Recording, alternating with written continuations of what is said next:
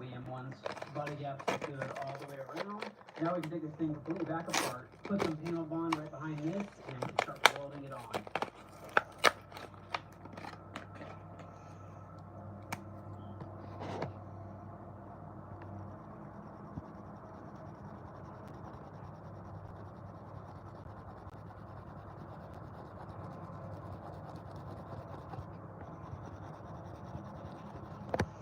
Hi, honeys. Okay. Hi. Okay, let me see.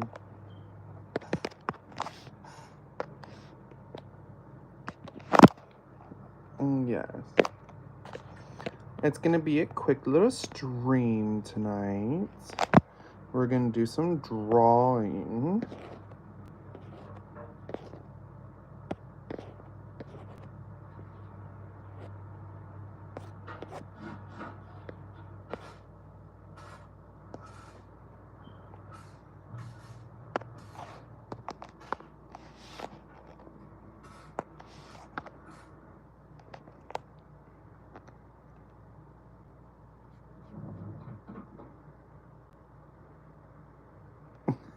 Thank you. Hi, Blair. I know, right? Just Ruby? I ain't complaining, girl. Shoot. I ain't complaining. Okay.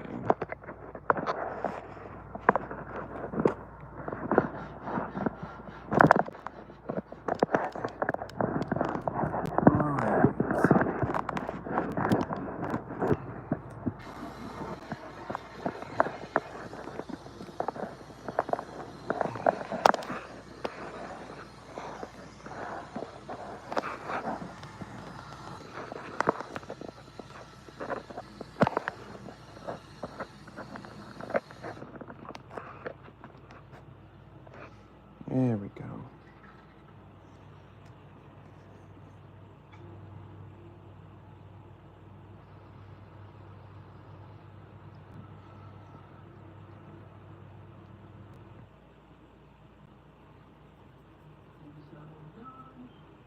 Outside done, not perfect. Hi, Strange. But it seems sealed. No wires getting in or out.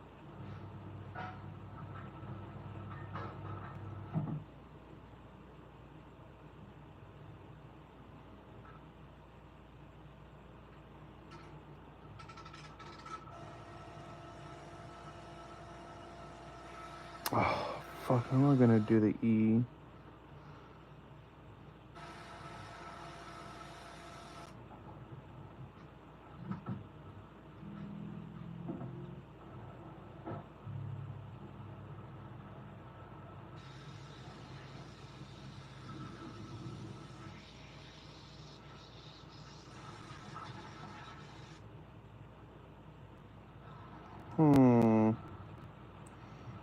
Okay, Rubian.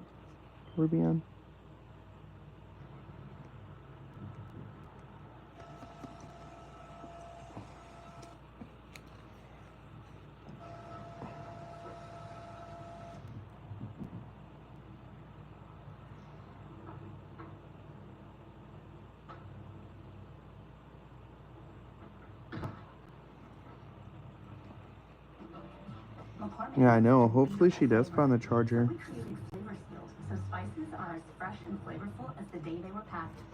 Ready to eat seals that'll have everyone licking their chops. McCormick, flavor seals for unbeatable flavor.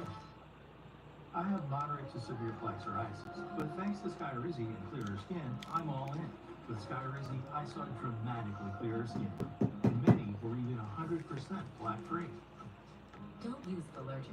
Serious allergic reactions, increased infections, or lower ability to fight them may occur. Before treatment, get checked for infections and TB. Tell your doctor about any flu-like symptoms or vaccines. With Skyrizi,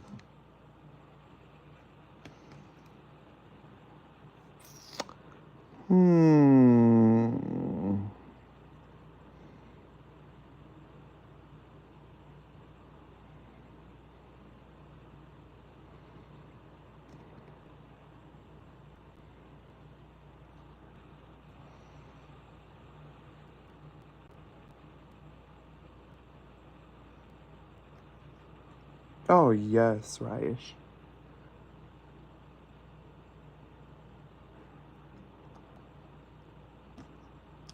I'm not the kind of person to bash anyone or talk negatively about them, but I do want to talk about this previous repair and make sure no one gets ripped off, kind of like these guys did. The previous owner told me it got in a small fender bender, and it went through insurance, it got the front bumper fixed along with that fender, and probably the hood, since the hood's also been repainted. Whatever shop they ended up taking it to really, to put it bluntly, screwed them over, because this is not proper. Looks like they just pulled this back out and didn't replace it. This is just held on by So, do you guys like the drawings? this is a major thing that protects you in a crash. So to pull it back out and not replace it is very shady, to say the least. Not to mention this fender is aftermarket, which isn't that big of a deal, but still, if they charge them for OEM, No, I haven't, honeys. one, also a shady thing to do. And don't even get me started on this bumper. This is the original bumper that they glued together in multiple different spots. All this right here has been glued together. In this fog light or turn signal, just completely glued on. They didn't fix it. They didn't do anything right. I don't know how you can call yourself a body shop and do this and send it on its way. This is absolutely unacceptable and pretty embarrassing. The fact they went through insurance and that's the quality of work they put out, I really just don't know the right word to say. It's crazy that you can't trust me. Make sure if you guys get in a little wreck or a fender bender and insurance fixes it, walk over it before it gets approved. Make sure you see all the receipts and everything they replaced. Surgery?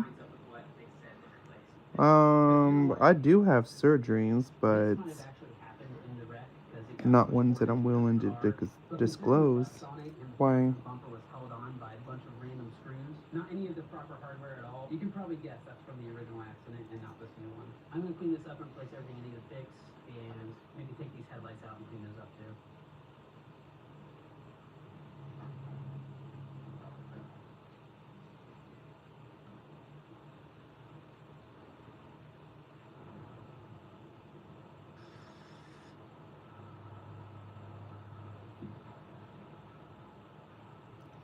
Oh, I think I got it.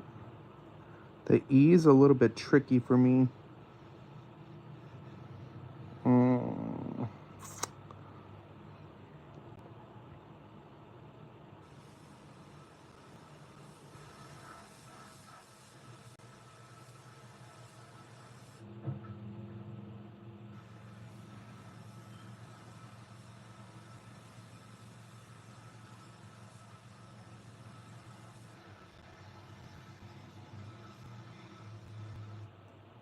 Primer's all laid down. Looks good.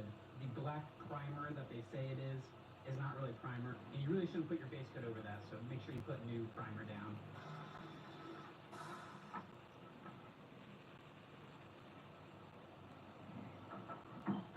Oh, I'm watching this guy flipping cars.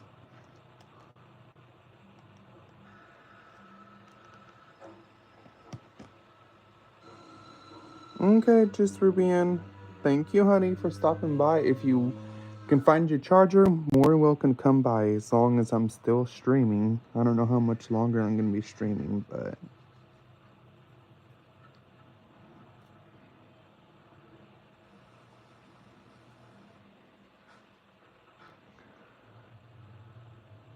we'll see.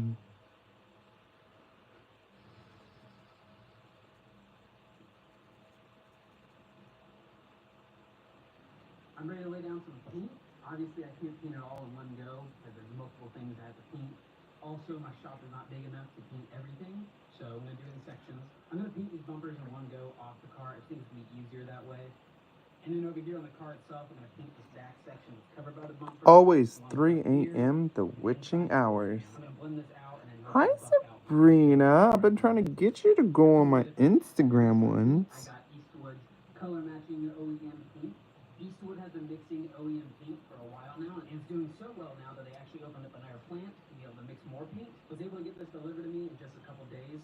They're super fast on shipping, and I love the quality of this paint. It lays down super flat. It is also the closest color matching paint I've ever used. They come in these regular cans, or you can actually get it in a spray paint can. If you just have a little fender or a bumper to paint, you can just get it in a spray paint can. Australia. Oh, wow. That's late. You just waking up? Oh, yeah.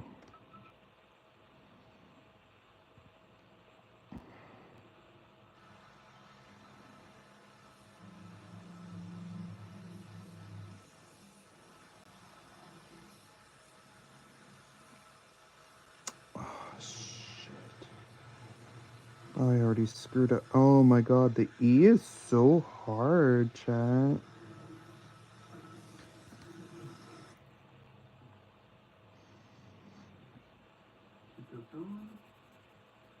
Ready for clear.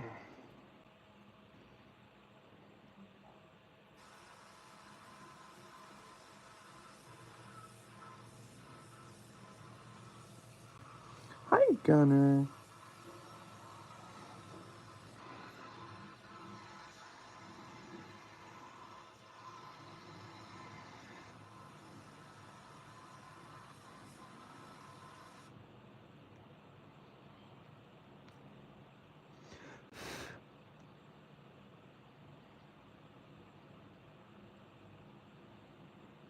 Hmm.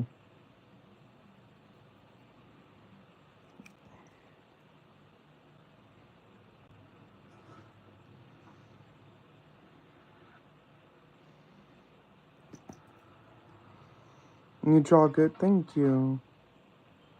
It's been at least 10, 15 years since I drew or drawn. And that right there is a really good stopping point. I went ahead and bought a new battery, got that taken out and reinstalled, and now it starts up and moves on its own. Kangaroos are cool. Everything in and out of the garage that we have to Hi, Gay Roddy. clean the car and clean the garage very well before paint job.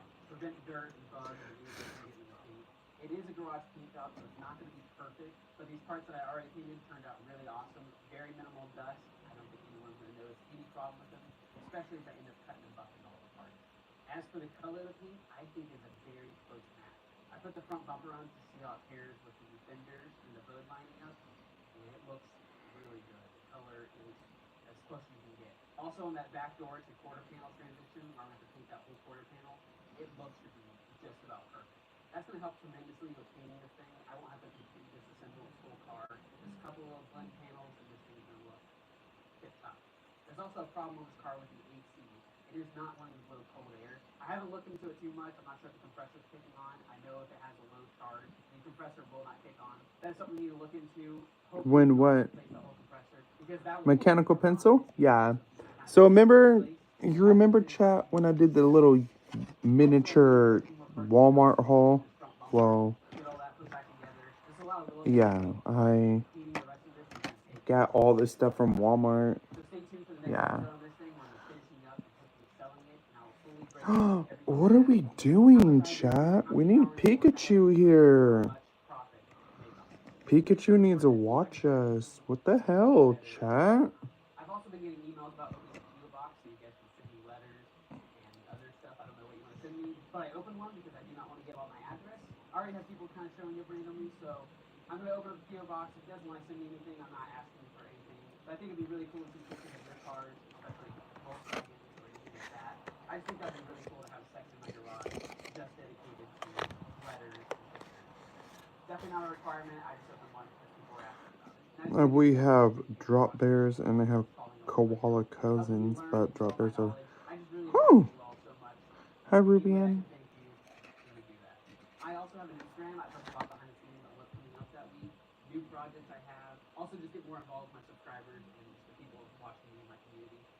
Check me out there if you want to. Also, my email if you need to email me for anything. Thank you guys so much for watching, and I'll catch you in the next episode. Bye. Alright, let's watch some asshole Trump news.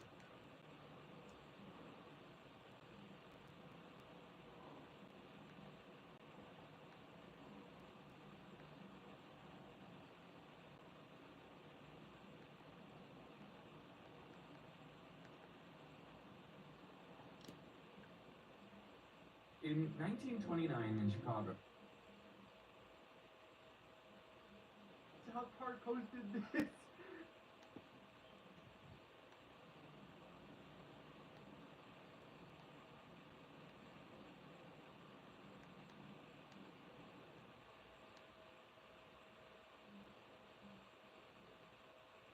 Good evening from New York. I'm out.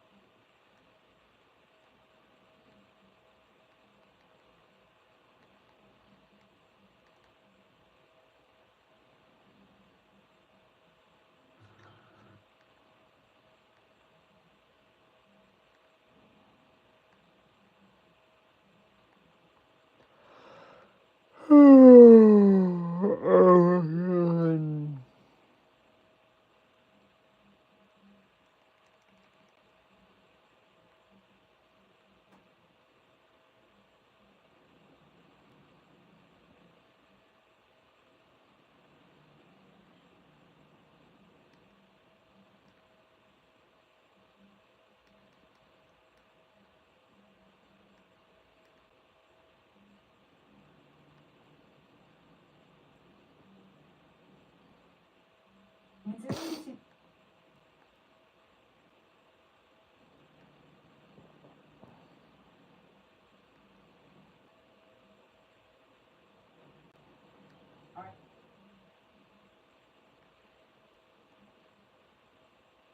I got this from my grandpa, and now he's acting like he's 40 again.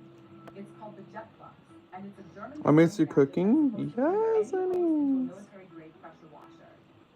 All right, NBC News is reporting that senior Trump administration officials were expected to meet at J.D. Vance's house tonight to discuss several issues, including the Epstein case.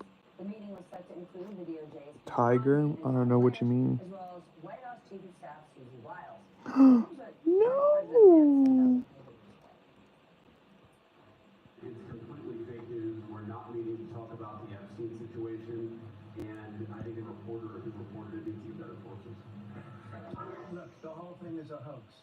It's put out by the Democrats because we've had the most successful 6 months in the history of our country, and that's just a way of trying to divert attention to something that's total bullshit. Okay?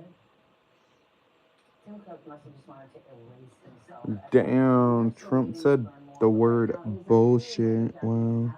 Tonight. You know what did happen tonight? Our nightcap came over, Basil. We still want to, we are still waiting to learn more, but what do you think about the reporting Hi, Toast. around this meeting? Well, first of all, it's not the Democrats that fake news, because Ghislaine Maxwell wasn't moved by Democrats for different people. So let's just, they've got to find a way to get this under control, right?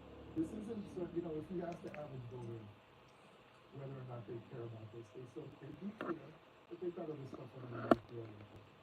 But for the president's base, for this sort of MAGA base, they've got to find a way to deal with this and put a lid on it, which they clearly cannot. So yeah, I think there are these conversations taking place. I think J.D. Vance is part of these conversations to try to figure out how to deal with this controversy, how to manage this. I don't see an outcome unless they give Maxwell a pardon and say name everybody else except Donald Trump.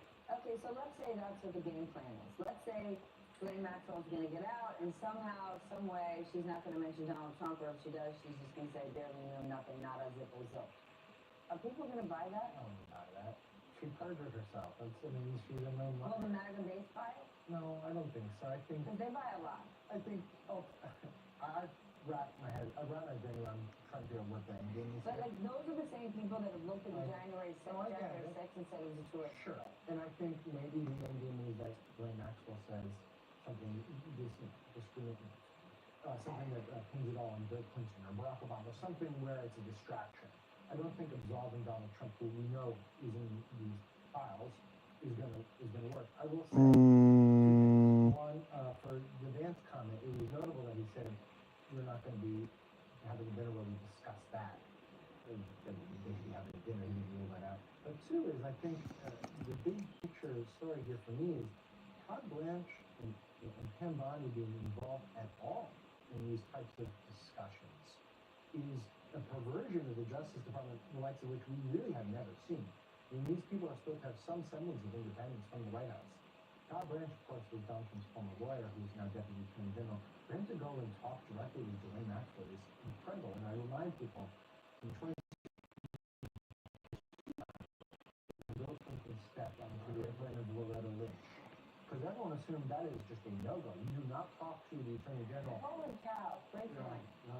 And here we are, where the Attorney General and the Deputy Attorney General are reportedly going to dine with the Vice President to game plan this, how to handle this scandal. It's a remarkable and crazy development. Okay, well, I want to go back to just that remarkable image that we saw, because Susan Glasser made this observation today, kind of about the absurdity of this moment, where she wrote, watching Tim Cook stand there as Trump calls the Epstein scandal total BS, and J.D. Vance denies that he's having a scandal management meeting tonight at the VP residence. This is America's greatest businesses standing in the middle of this circus. Yeah, they lack character. I mean, think about this. They disavowed this president. They stepped up all of these sort of business councils right after the Muslim ban early in 2017, after Charlottesville, after January 6th. And here they are. They all lined up behind the dais or behind the president at inauguration. They were giving personal money. They were giving their companies money. You know, Tim Cook is giving $600 billion earmarked to, you know, for 4 years in the second administration. I mean, You would like, argue he's got to answer, he's got a fiduciary responsibility, and this is how well, can I ask you this? When they were like these DEI warriors, you know, over the last 5 years ago, in such a cynical fashion, they just disregard all of that. I just think they lack a lot of credibility right now. And I think that, you know, it was a time where we looked at these companies and they were, you know, kind of incubated here, and they just were so innovative, and they've become our national champions. And, you know, those 10 companies that we talked about, they make up 40% of the How do you guys like the drawing so far? with 500 companies in it, right? So these 10, so they have become behemoths, and they think they can do whatever they want, and they are using their influence to influence the president, who's easily influenced. And Say icy pops. Oh, icy poles. What? That's cool.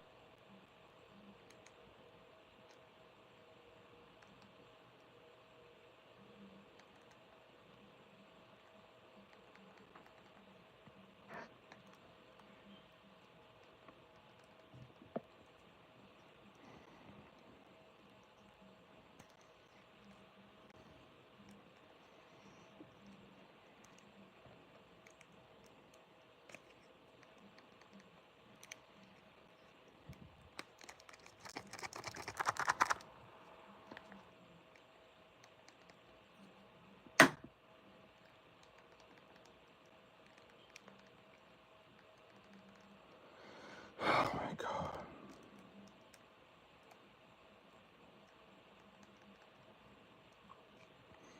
Oh my god, I'm probably gonna need another Fire Stick remote.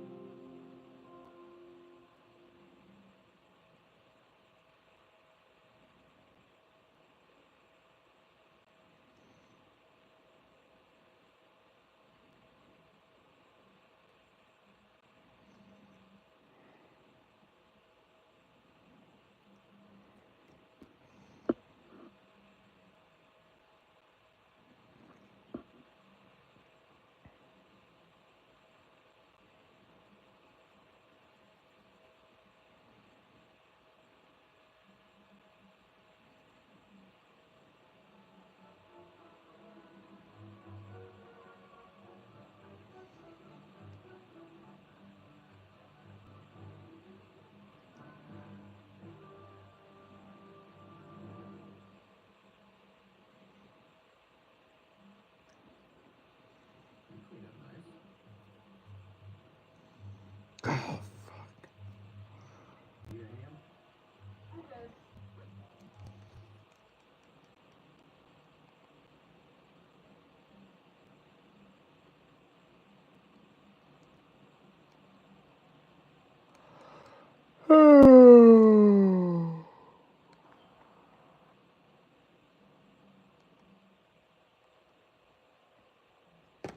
The wrinkles disappeared immediately. Use it twice and see the effect for yourself.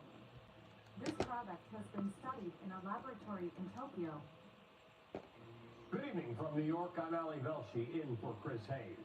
Donald Trump says it's his opinion that the Bureau of Labor Statistics rigged the jobs numbers against him. That was his justification for firing the Commissioner of Labor Statistics, an argument that he repeated during an interview with CNBC earlier today. When they say that that nobody was involved, that it wasn't political, give me a break. It's a highly political situation. It's totally rigged. Smart people know it. People with common sense know it. And a lot of people like to keep their head under the covers. Now, the average voter does not need the Bureau of Labor Statistics to tell them what their employment situation is or whether they'll be able to get a raise. But for those of us who report on the economy or economists who study it or policy Was you Pikachu? Right. Once you mess that up, it makes it really hard to get an accurate assessment of the situation. As the Nobel Prize-winning economist Joseph Stiglitz told me over the weekend, trying to understand the economy or the labor market without accurate BLS data is like driving a car without an odometer. You go from relying on a simple but effective little counter that tells you not just the specific mileage that the car has been driven, but gives you historical context about why the car, or in this case, the jobs market or the economy, might be exhibiting certain characteristics. It provides you with data you can't do without when you need to make important decisions. So, firing one department head in order to censor the truth is bad enough on its own. But it speaks to a larger political project by this White House and this administration. Donald Trump does not want you to know the truth. He does not want you or independent experts to be able to see or interpret the data. He wants you to believe that only he can be trusted to give you the score. To be clear, this isn't new. Trump has been telling the American people not to believe their lying eyes about the economy for about a decade now. Don't believe those phony numbers when you hear 4.9 and 5% unemployment. The number's probably 28, 29, as high as 35. In fact, I even heard recently 42%. Do you think we'd have gatherings like this if we had 5% unemployment? Do you really think we'd have these gatherings? That is candidate Donald Trump in 2016 suggesting that unemployment might have been at 42%. But it's not just the economy. The last time Trump was president, he bungled the federal response to a once-in-a-century pandemic, in large part because he conditioned folks to listen to him and ignore the experts, like the folks at the World Health Organization, about things like the global death rate. Report today, the global death rate at 3.4%, and a report that the Olympics could be delayed. Your reaction to that? Well, I think the 3.4% is really a false number. Now, this is just my hunch, but based on a lot of conversations with a lot of people that do this, because a lot of people will have this, and it's very mild. They don't know about the easy cases, because the easy cases don't go to the hospital. They don't report to doctors or the hospital in many cases. So I think that number is very high. I think the number, personally, I would say the number is way under 1%. Now look, it can be very complicated to calculate a global death rate, especially during the very early days of a pandemic. But the solution is not for the President of the United States to tell everyone to believe his hunch over the research of scientists. Nor is the solution for the President to wave away concerns about rising case numbers by blaming the fact that the U.S. was simply testing too many people for the virus, something you Okay. repeatedly back in 2020. One day this week, 75,000 new cases, more than double. Because we have great testing, because we have the best testing in the world. There we go. You wouldn't be able to show that chart. If we tested half as much, those numbers would be down. When you do testing to that extent, you're going to find more people, you're going to find more cases. So I said to my people, slow the testing down, please. They test, and they test. We got tests that people don't know what's going on. So I said to my people, slow the testing down, please. Sometimes Trump's refusal to accept data even bordered on the laughable, like the time he showed off a map of a hurricane's path, which had been doctored with a Sharpie. The story of the two Trump administrations is one of undermining public trust in institutions, government institutions as well, which is essential to the coordinated messaging that autocrats and dictators require to maintain control. Information comes from us and thank you, Sabrina. Ultimately, Trump is likely not going to need to fire the second BLS commissioner or the second federal prosecutor, or any number of folks he's brought in to replace the independent experts that he's purged from the government. Firing one is often enough to send the message to the next one.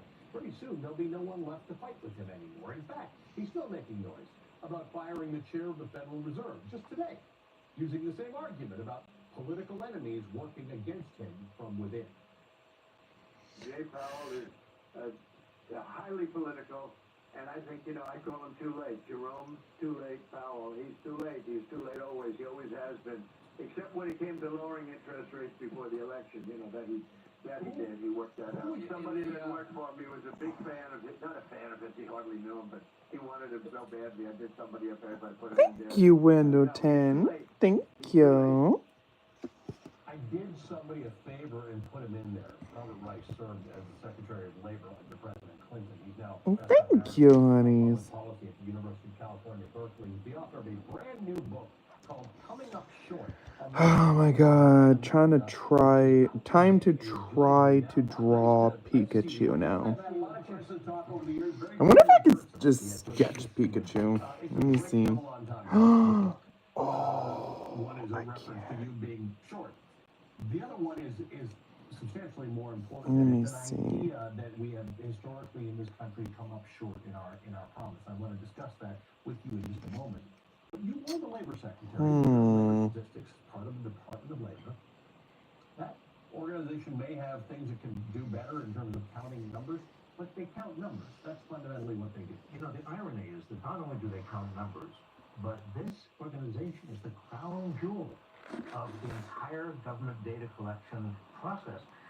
BLS, when I got to the Labor Department, everybody Damn said, it. one thing you've got to do as Labor Secretary. When I started watching Pokemon, One thing you must do is protect 5 or 6 years old. of this crown jewel. I love Pokemon. From anybody that wants to influence it. Let me see. Let me turn off the light. See if I can see it better. Oh, no, I can't. And indeed, that wasn't that difficult because they're professionals. Yes, they're career people. Okay, honey. Good night, hon. They have been doing this for years, and they do it better and better. BLS.gov if they've never gone there. It's a lot of data. If you don't like data, you're going to get a little scared. But it's a lot. It's just stuff. It's a lot of data, but it's also the kind of data that we need and the whole global economy needs to kind of figure out where we're going. 5 days ago, most people in this country had no idea what BLS was. Yes, they still don't know really who ran it and who got fired. But it is critically important. And for Donald Trump to basically criticize it on the basis of no information, nothing, and to undermine its credibility, and to say, well, I'm going to put in my person who is going to give me essentially the numbers I want, is extraordinarily dangerous and irresponsible. So I got a lot of books here. I got your books, and then I brought 2 Bibles. Why? Because I spent a lot of the 2 Bibles in my book. And your book, right? You have everything you need. The reason I've got 2 Bibles with me is because I study banned books a lot, and people always ask, what were the first books that were banned? And I don't have an exact answer, but it's probably one of these. This was the William Tyndale interpretation of the Bible in English from Latin. This was done in 1380. We didn't really have printing until the mid-1400s.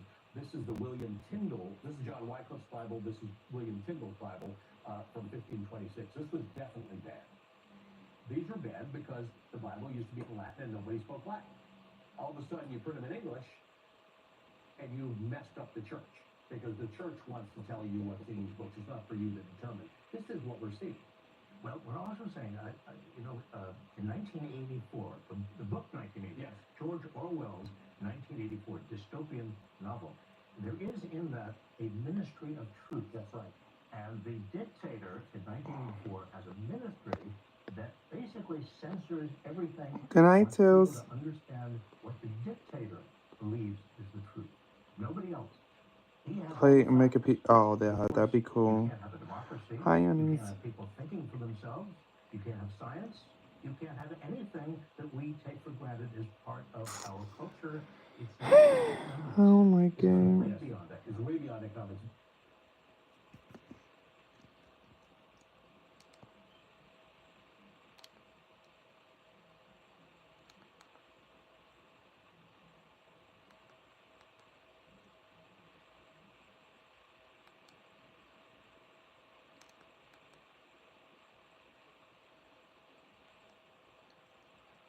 The battle in Texas over whether to redraw the state's congressional maps enters its third day.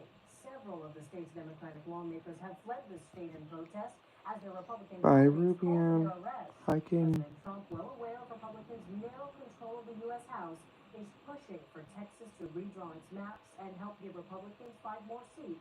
The president even said yesterday he's entitled to them.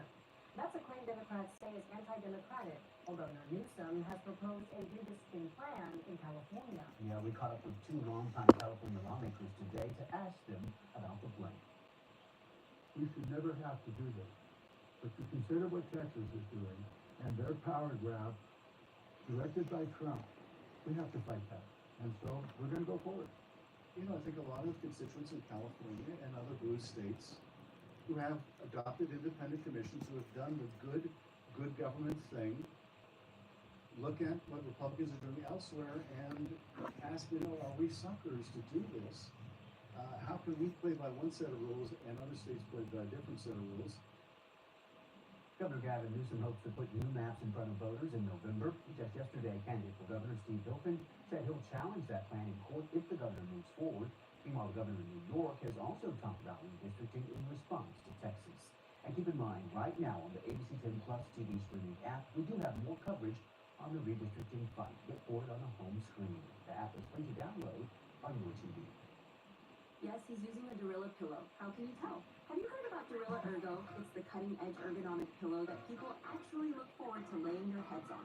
It's time to stop accepting old, sweaty, Good, Katie. This marvel of sleep architectural design is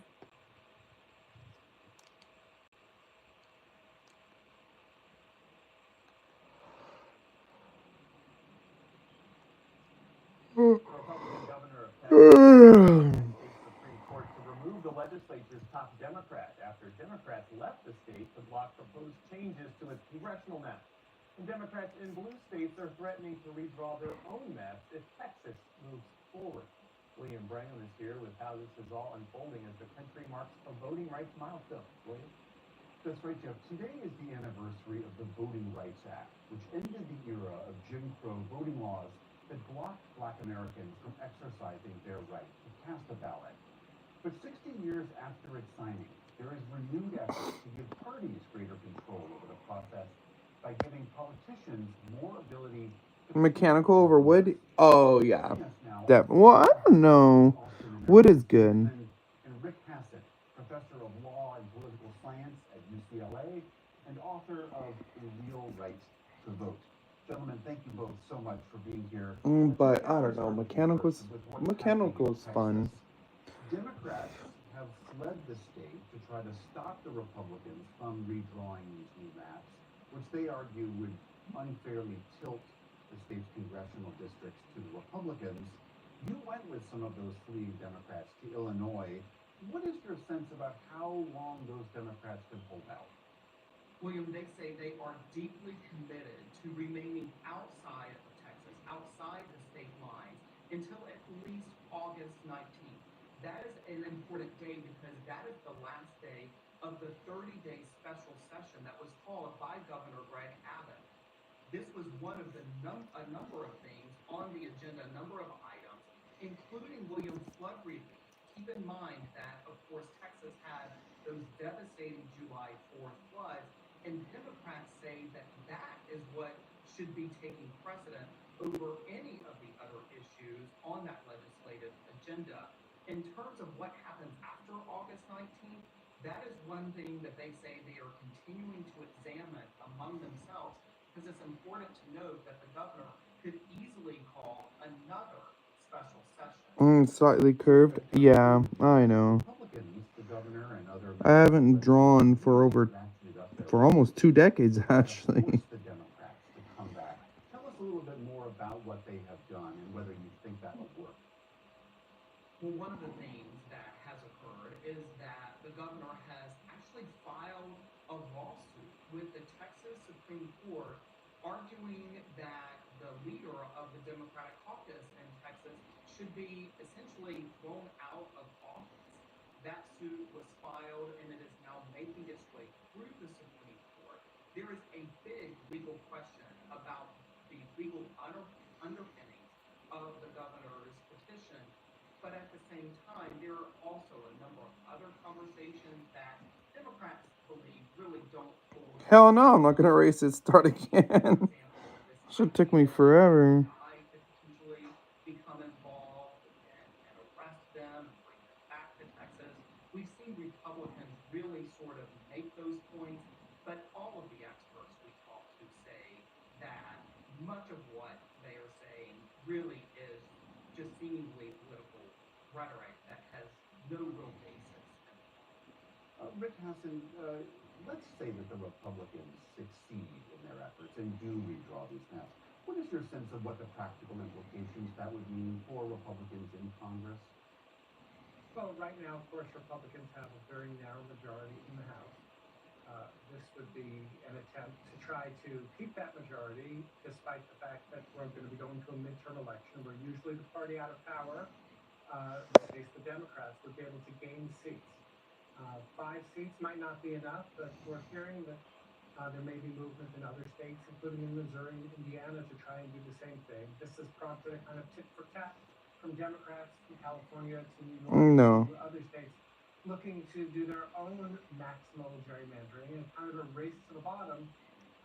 Thank you, honeys. Probably have more seats that they could squeeze out if they pursue a maximal strategy than Democrats, but it's really hard to know because every state story is different in terms of how easy it would be to change the maps and how dangerous it would be for drawing maps that would, maybe have very slim majorities.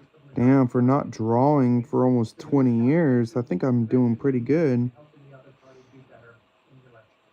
I mean, as a scholar of election law, is it your sense that this really is the beginning, as you're saying, of a gerrymandering tit-for-tat war nationwide? I think you have to understand this in the context of what the Supreme Court has done over the last few decades. So for many decades, it was unclear if the Supreme Court was the most egregious of partisan gerrymanders. When Justice Anthony Kennedy was still on the Supreme Court, he left the issue open.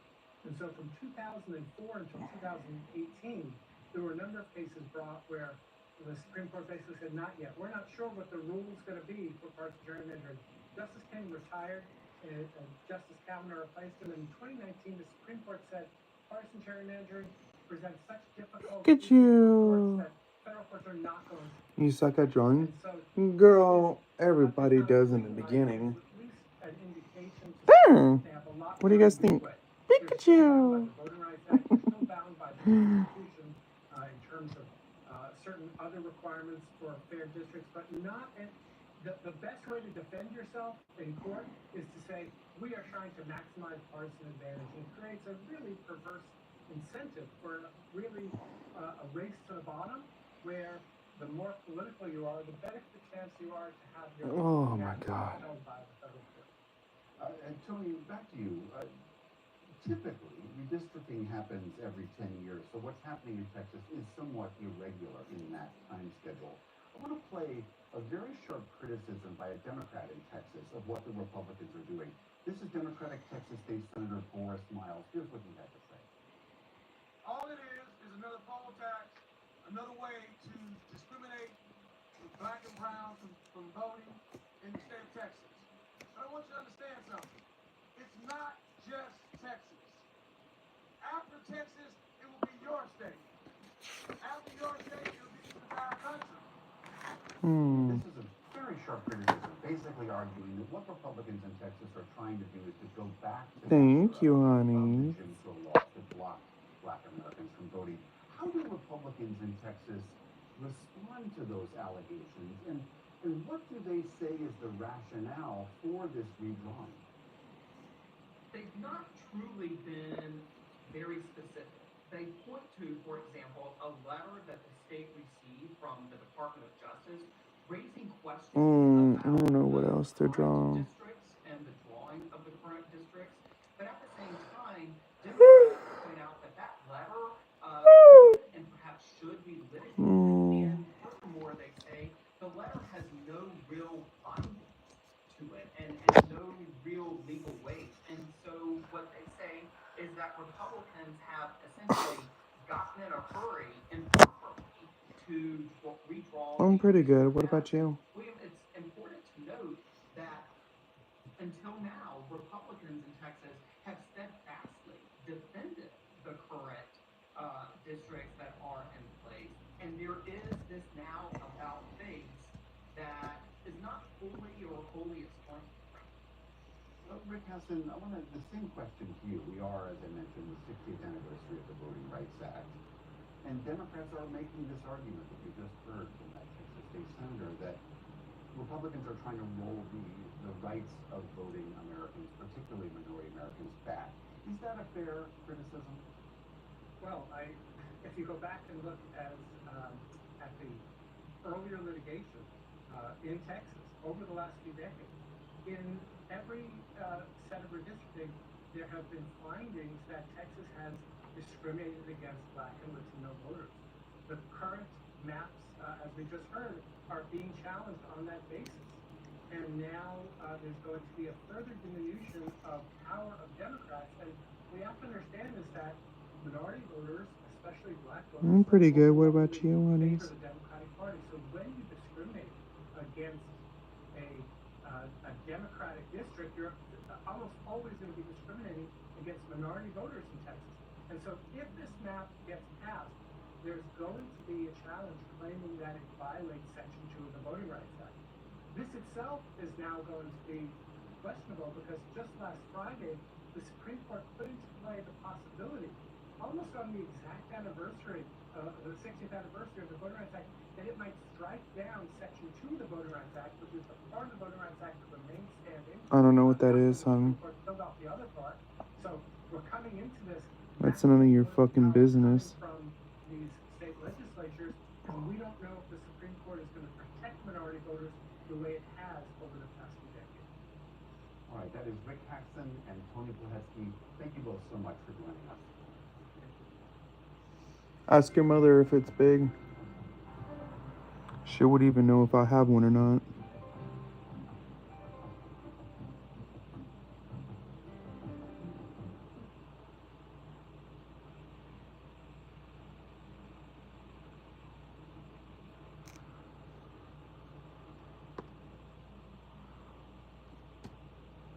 Oh my god, these videos need to quit ending so early.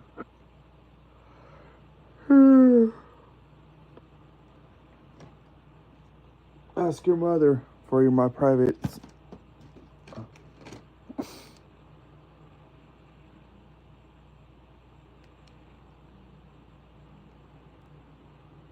Ignite the fairways. Wonderful. Jiminy Cricket, you don't even have a club in your hand.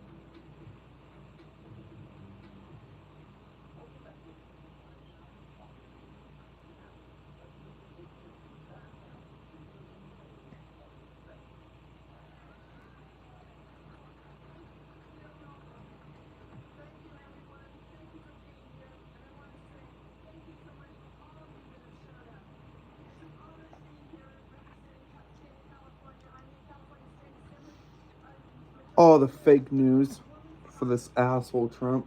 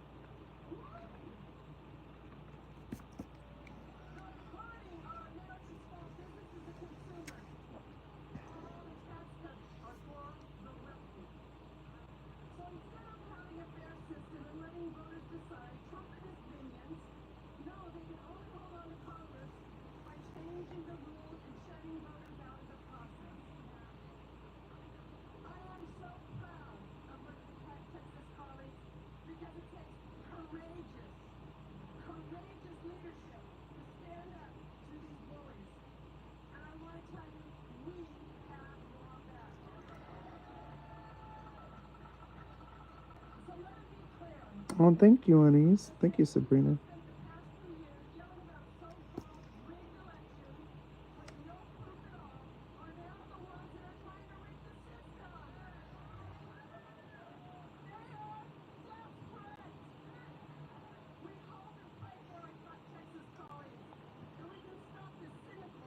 Anti-democratic move. In California, we are exploring all the options. Everything's on the table. To respond to these attacks, we're proud of our independent system for key districts, but we can't roll over while the Republicans cheat. So at the end of this day, this is about protecting our democracy and standing for the people we serve. Whether Texans or Californians, we're all Americans. So when we fight, we win. When we fight, we win. When we fight. In California, we thank you in advance. And also, I'd like to bring up State Senator Royce West, who is the veteran of our delegation from Dallas. Thank you very much, Madam Chair. Two things. I want the media to know that this is America. This is America. Whether Trump likes it or not, this is America. And we will fight for our rights. You know, there's some guy by the name of Paul Revere. And I remember in history, he was traveling around saying the British are coming. Well, we're traveling now saying redistricting is coming. Hi, Camila. When you begin to look at what's going on in the state of Texas, and this is my third redistricting battle. Now, we learned a lot of lessons from the last one, not spreading the word around the country. We're spreading the word around the country. We're not fleeing, and some of the narratives and some of the media have been we have fled.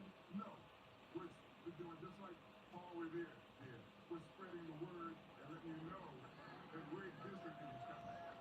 And so, to the media out there, hopefully you will change your narrative, have the editors change your narrative to make sure you really put in place what we're doing. And you know, Trump and his allies are saying this is all about partisan politics. No, it's racial.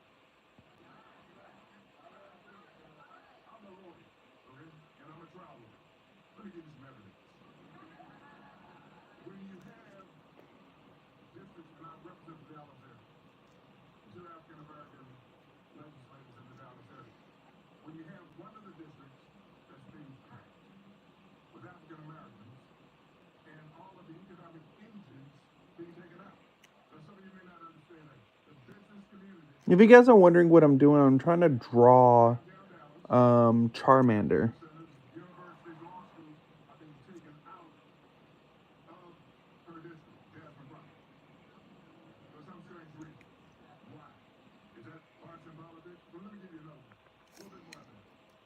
When you have a state senator in Texas who's running for Attorney General of the state of Texas, telling the House Democratic chair to go back to China. That's not being covered on a national basis.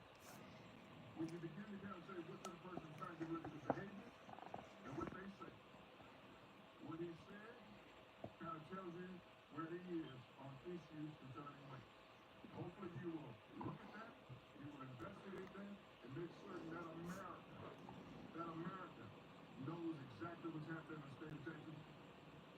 I'll end by saying exactly what has been said before. When we fight, and we will win. Before we close out, I'm going to bring up our last speaker in just a minute. I want to recognize the other state senators that are with us today who will be... Yay, Tally!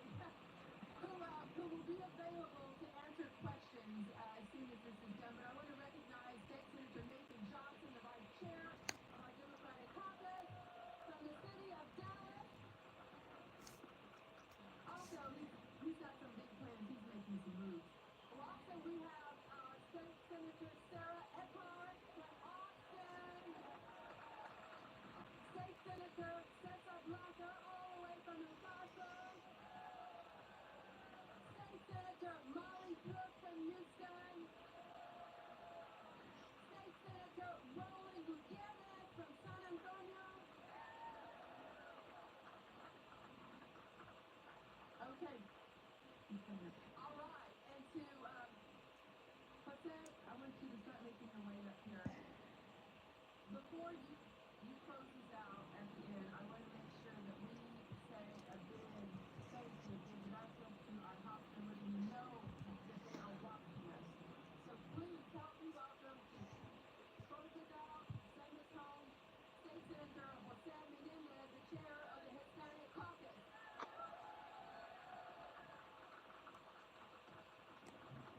Buenos días a todos. Good morning.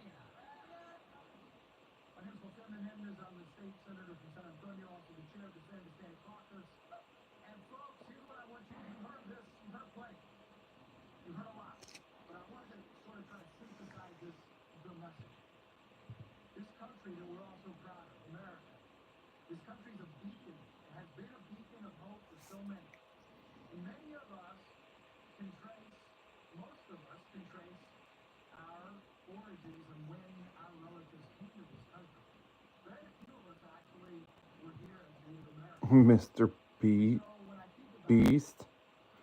That's funny. Because he was forced to, because a tyrannical government took over his country. And I think about my mother who came here as a nurse from Mexico. I remember the things that my father said, and I can imagine him rolling in his grave today. He said, son, in this country, if you play by the rules, if you tell the truth, and you work hard, you can achieve anything. He had a fourth grade education. But he knew what was right and he knew what was wrong. Ladies and gentlemen, I tell you that what is happening in this country today is just dead wrong.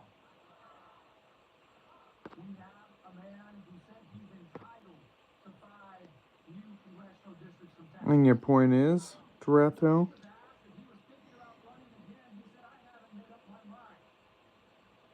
Ladies and gentlemen, this is the United States of America.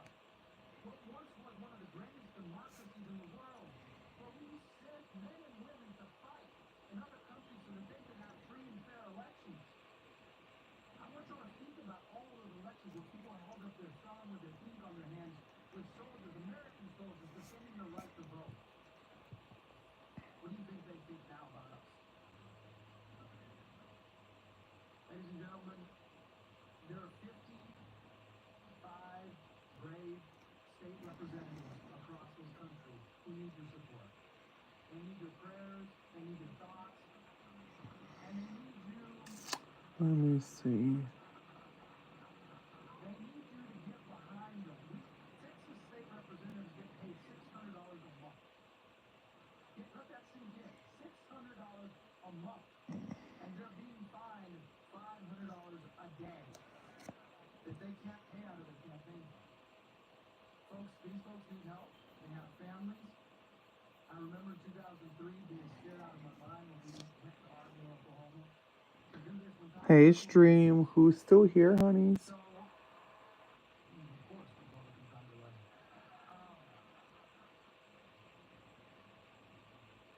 Folks, especially the media. Squirtle? Oh my god. Squirtle's hella fucking hard. I actually have a Squirtle stuffed animal too. Is Squirtle on the cups? Oh, yeah, he is on here. I don't know. I can try. See, if you guys are wondering what Charmander am I drawing right now, I'm drawing the one that's on my wall. I'm trying to draw that one. I'll probably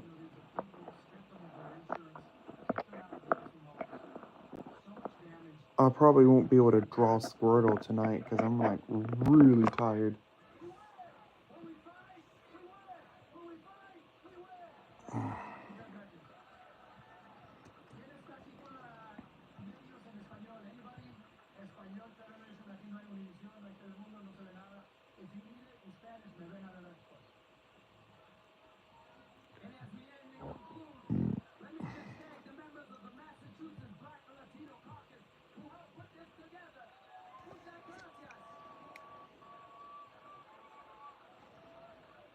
Texas is fighting for black and brown people. Massachusetts stands together. Again, the Republican Party has been dismantled by the MAGA Republicans. And now they want to fight against the United States Constitution, and we can't let them. So thanks to our superheroes, Superman, Superwomen of Texas. Gracias, muchas gracias. Take care. For the press, everybody up here will be available for questions. Here's a list of all the states that are represented behind them. Drawing's fun. Oh, yeah. In a little bit, honey. I'll show a face here in a little bit.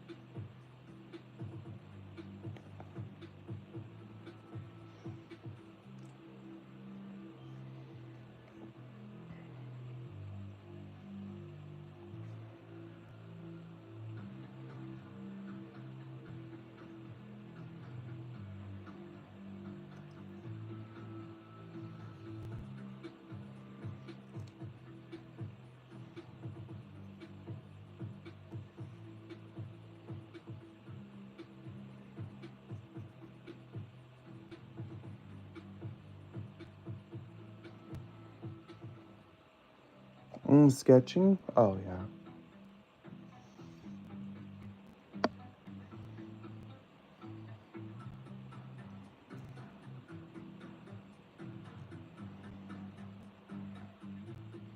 Oh my god, my Charmander looks retarded.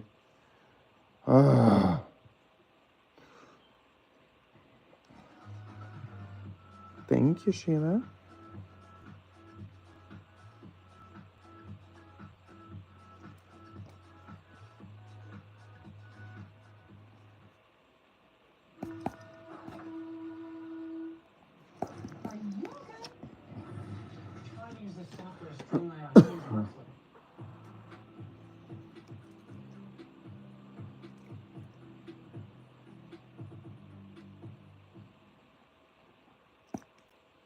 Good morning, and thank you for waking up with us here on Live Now from Fox. It's Thursday morning, August 7th. I'm Gina Francine here with you for the next 2 hours to give you all of your breaking news, top stories, and your live events of the day. As we come on here bright and early this Friday Eve, we are following some breaking news as it relates to the Trump presidency and, of course, those tariffs. Giving you some video on your screen as we are following. It's going pretty good. What about you? Associated Press. Oh, yes, honey. Yes, Sabrina. Wide-ranging tariffs went into effect at 12:01 a.m. Eastern Time this Thursday, just as the economic fallout of what they say is his months of threatening them is surfacing invisible damage to the economy.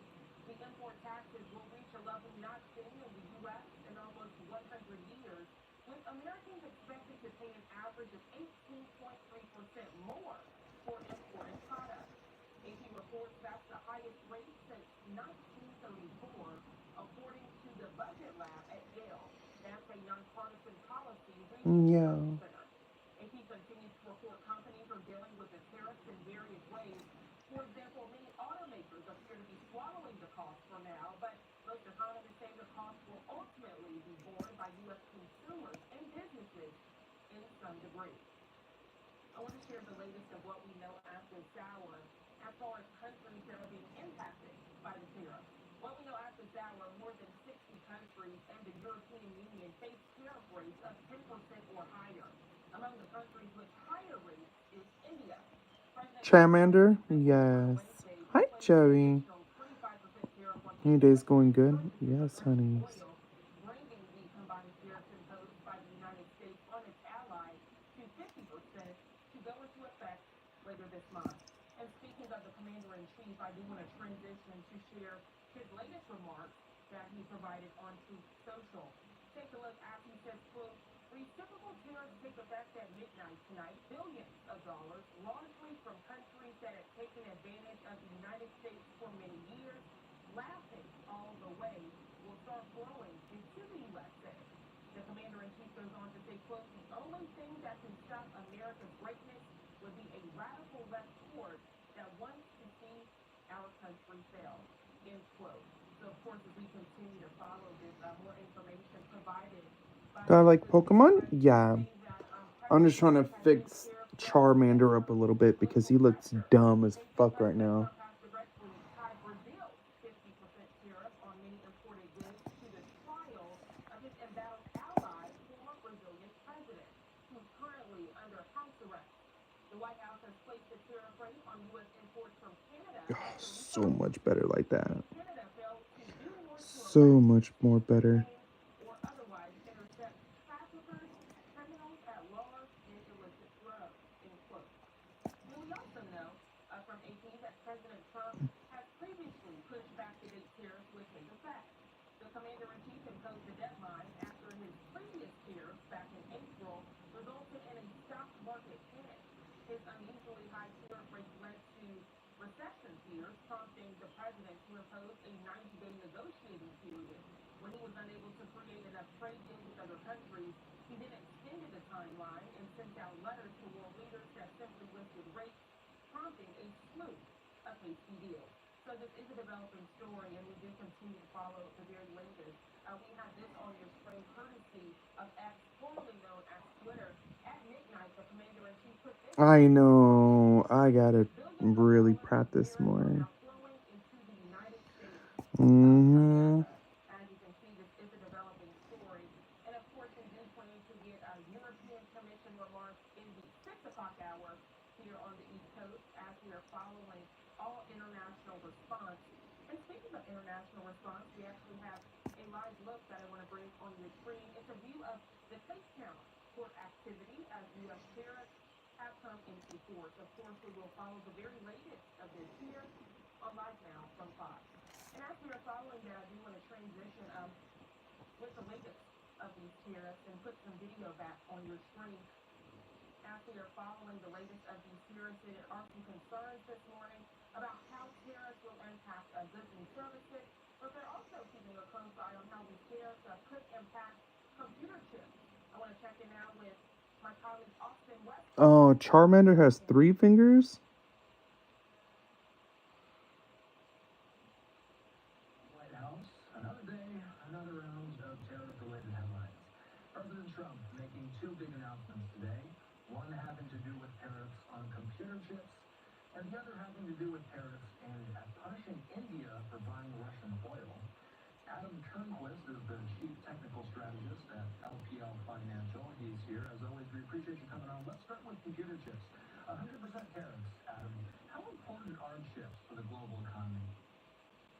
Hey, Austin, great to be back on. They're a major factor in the global economy. And if you think about chips, they're a leading economic indicator. How old am I? The market. It's hard to I'm not 16, I can tell you that. with how the world has evolved, everything's electronic, even our cars now. So the world revolves around chip manufacturing, and that 100% tariff, I think, caught a lot of people off guard, but certainly a big sticker shock, at least knee-jerk reaction, but there's a big caveat that comes with it, of course, as you heard from President Trump declaring, look, if you're manufacturing or planning to manufacture chips in the U.S., you're exempt from that tariff announcement. I think the market, at least going into overnight here, has welcomed that news, and just the lack of details in terms of what the manufacturing entails, when this is going to actually be imposed.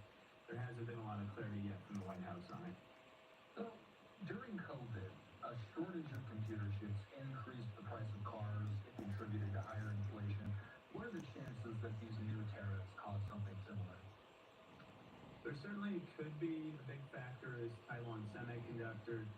They are the world's largest chip manufacturer. It just depends on their market share overall. And look, if they're out of production or if they're faced with major tariffs coming to the U.S., that could back up the entire supply chain similar to COVID. I'm not drawing drugs. Slack in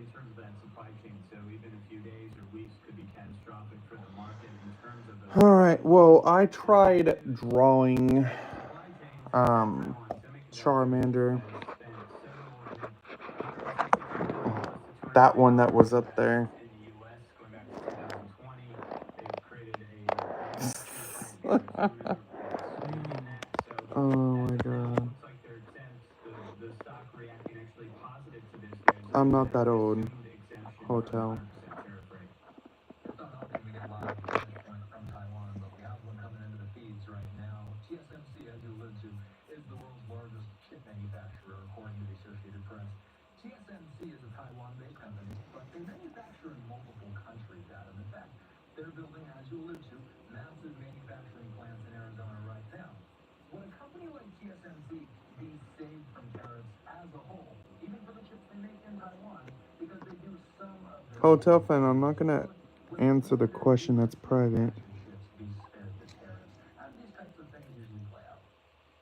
Good question. I think almost entirely they're going to be exempt. That's what it sounds like. It's hard to get all the details out, but throw Apple, for example. Tim Cook was in the White House today. No coincidence he was there to announce a $100 billion investment, U.S. investment, in terms of their iPhone and some of the glass that they produce for their phone and their watch, There.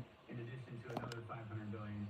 And it sounds like they Oh my god, my back. in terms of Oh. in terms of their imports. Fuck my back. Take that same logic, apply it to Taiwan Semiconductor. It could be a little bit different in terms of dealing with Taiwan. I know the country itself has about a 20% tariff rate. They're trying to work that down. But for at least now, it seems like they're likely going to get that 0% exemption. So Trump says, as you mentioned, that he would exempt companies that have plans to transition their manufacturing to the United States. So how long will it be before we know whether Trump's long-term goals are paying off? Whether this is actually bringing more business stateside? How long does it take to figure that out? Well, in the sense of manufacturing in the chip world, a while, and we're talking years, not weeks. Of course, we'll likely hear news of companies announcing build-outs and manufacturing coming back to the U.S. too. On school in 6 hours? Yeah, I'm gonna be calling it a night here. For example, Taiwan Semiconductor has been building that Arizona plant since 2020, and it's a major production that goes into it. It's not just something you can build overnight, obviously, to get that actual manufacturing of chips up and running. So, but in terms of the impact for the U.S., it does bring in the aspect of not only just the industrial components that go into it and manufacturing, but also higher paying jobs in the tech space that are actually working at these plants. So I think it's a win-win overall for a company, obviously the U.S. As well. And then it does take some of that supply chain risk out of the equation and that uncertainty that we witnessed in COVID. I think that was a wake-up call for a lot of the companies reliant on a single producer or single region. The fact that they are made in the U.S. should certainly alleviate some of those pressures. We are definitely going to be following the chip manufacturing piece of this as the days go on. Let's talk about India next. Trump signed an executive order today placing an additional 25% tariff on India for its purchases of Russian oil, bringing the combined tariffs imposed by the U.S. on India to 50%. The tariffs are going to go into effect 21 days after the signing of the order. 21 days, Adam. Does that mean there's ample time to negotiate a way out of these tariffs? I think so. It's definitely time to make a deal if you're India. I think Russia's going to feel pressure to do something with a ceasefire in terms of Ukraine. The White House is just becoming impatient with the Russia-Ukraine war right now, so that's part of this equation. Excuse me. But when you think about the impact for India, about a third of their oil imports come from Russia. And if they have to Is dating my friend. I wouldn't even be friends with that friend anymore. a lot of their refining capacity is geared toward Russian oil, so they'd have to retool some of their refiners just to import new oil into the region. Look, they're one of the fastest growing economies out there. They're the largest economy in terms of population. So oil is a big factor for them. I think they're going to need to work out some deal with the White House in the next 21 days. And I think it's, again, no coincidence that there is some time here and pressure from the White House to ink some type of trade deal. I know you're not an expert on Indian economics, but I want your feel of the situation. What's likely more important to India, their trade relationship with the U.S. or their energy relationship with Russia? Probably the trade relationship with the U.S. looking ahead. And India is, again, one of the fastest growing economies out there. And they've been trying to have extended trade relations with the U.S. They've been a friend of the U.S. for a number of years. Prime Minister Modi and President Trump have had a great relationship. Maybe that's changed a little bit over the last few days here, but I think it's an important part of their economy and what they export to the U.S. And facing a 50% tariff, I think they're probably in the panic room trying to figure out some way to negotiate with the White House here. One last thing before we go. The Hill says that Trump's new reciprocal tariffs rates on dozens of trading partners, 69 I believe, are finally set to take effect tomorrow as markets, businesses, and consumers are bracing for a major shakeup on the global trade system. Tomorrow is a big day. Would you agree, Adam? What are you watching for? Yeah, absolutely. Especially with Yes. on the market, not only the equity market, the fixed income market, global markets, and where things are trading right now, and having this uncertainty over tariffs. Of course, we're getting these reciprocal tariffs. The one thing we're really watching from the market perspective is what are the pass-throughs? How are companies dealing with these tariffs? Are they able to circumvent them through either eating it up through margins, passing it on to the consumer? And now the latter part of that is what's getting passed on to the consumer right now is one of the big concerns. Is this just going to be a one-time price shock or something more? We haven't seen a lot of inflation data trickling through from these tariffs. We'll likely see that coming this fall, so something to pay attention to. Adam Turnquist is the Chief Technical Strategist at LPL Financial. Thanks for staying up with us. Welcome back to Live now.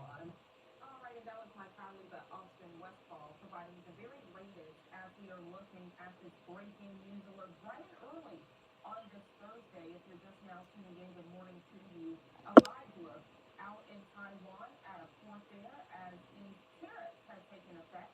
A live look there as President Donald Trump's reciprocal tariffs take effect.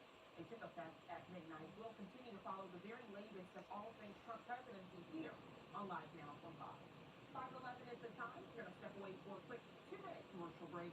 When we come back, transitioning to more breaking news as it relates to the Trump presidency, giving you a live look out in Moscow, Russia, courtesy of Cyberpunk? I don't know what that is. Whoa, I don't know how to draw that.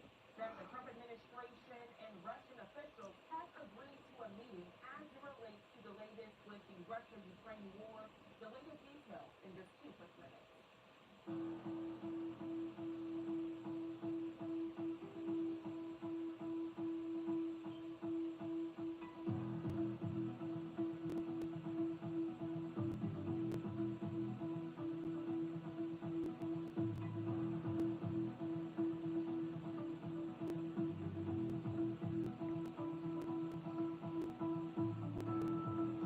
There is no such thing as Optimus Prime, Lord. That's funny.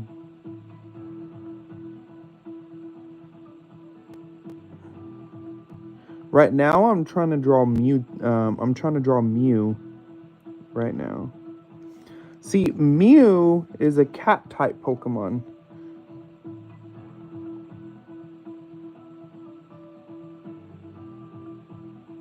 Well, it's I don't know, what would you call Mew? What would you call Mew? Psychic? I think Mew's like a psychic Pokemon.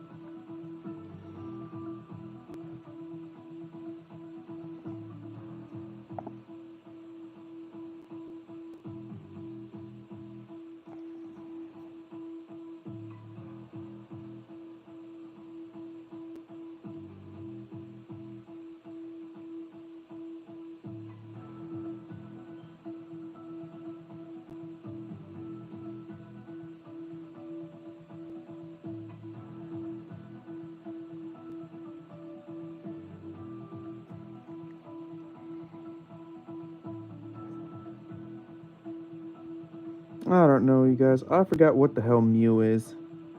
I don't even know if Mew had a boy or girl gender either.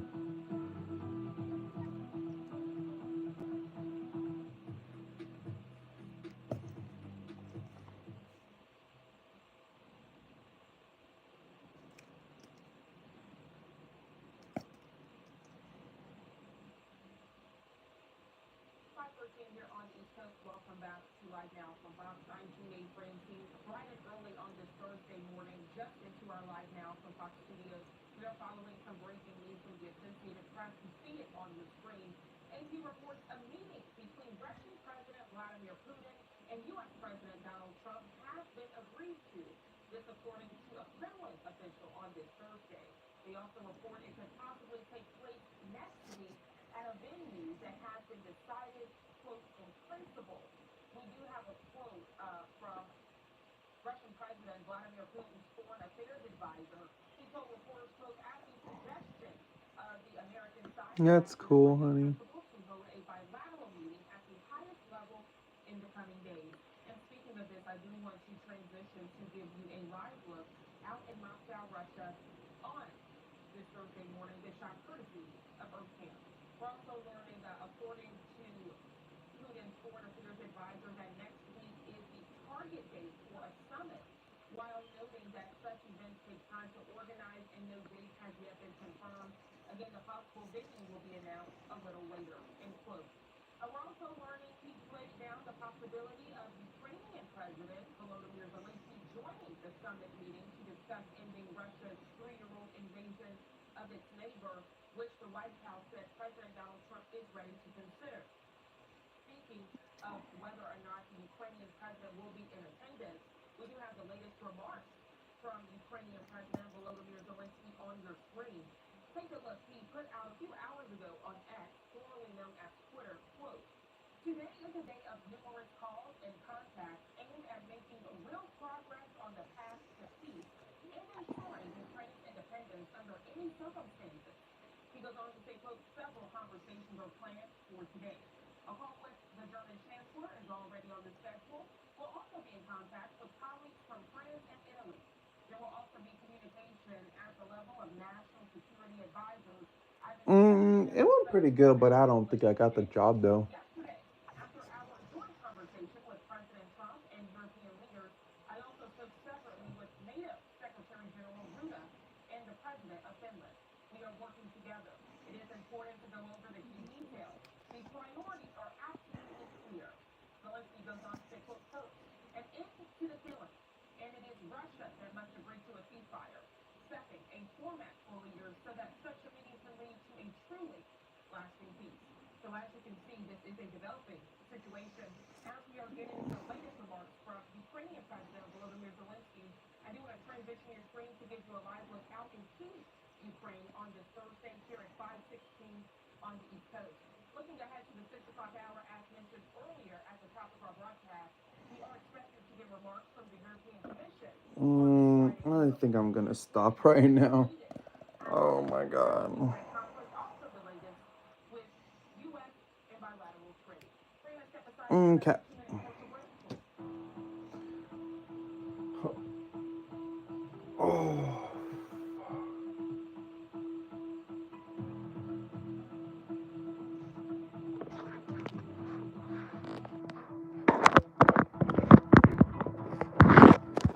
Oh. Hi, guys. Make sure that you guys subscribe to the channel. You guys, make sure. Make sure you guys subscribe.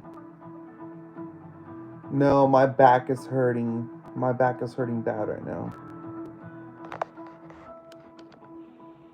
I was like literally with a tripod doing all this. Oh. Ow. And besides, I'm kind of fed up with trying to draw Mew right now.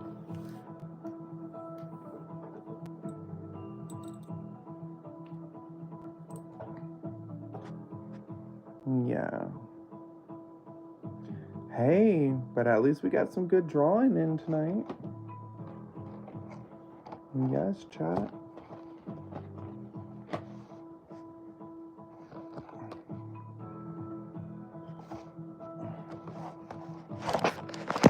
Oh.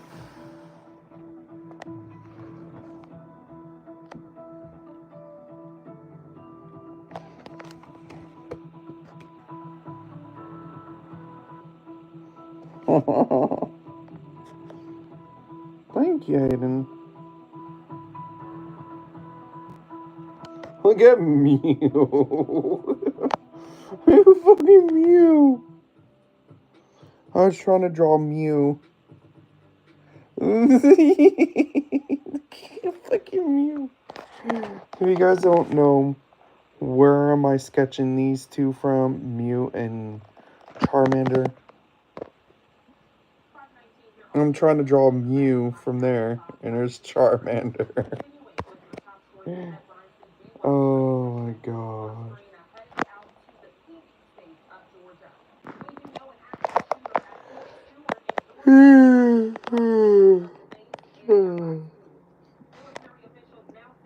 Yeah.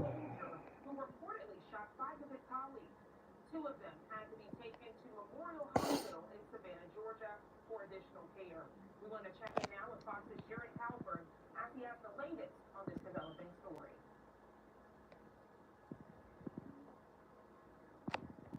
Am I sleepy? Yeah. Army base in Georgia. It happened in Fort Stewart, just 40 miles southwest of Savannah. The shooting taking place in the 2nd Armored Brigade Combat Team area. Our wounded soldiers were initially evacuated to Wynn Army Community Hospital right here on Fort Stewart. All arrived in stable condition. Oh my god. Intervention. According to the Army gunfire around the active shooter captured 20 minutes later at 11:35 a.m. Identified the alleged shooter as Sergeant Cornelius Radford, an automated logistics sergeant assigned to 2nd Brigade Combat Team. The shooting occurred at the soldier's place of work. It did involve his co-workers. We're still not certain about the motivations.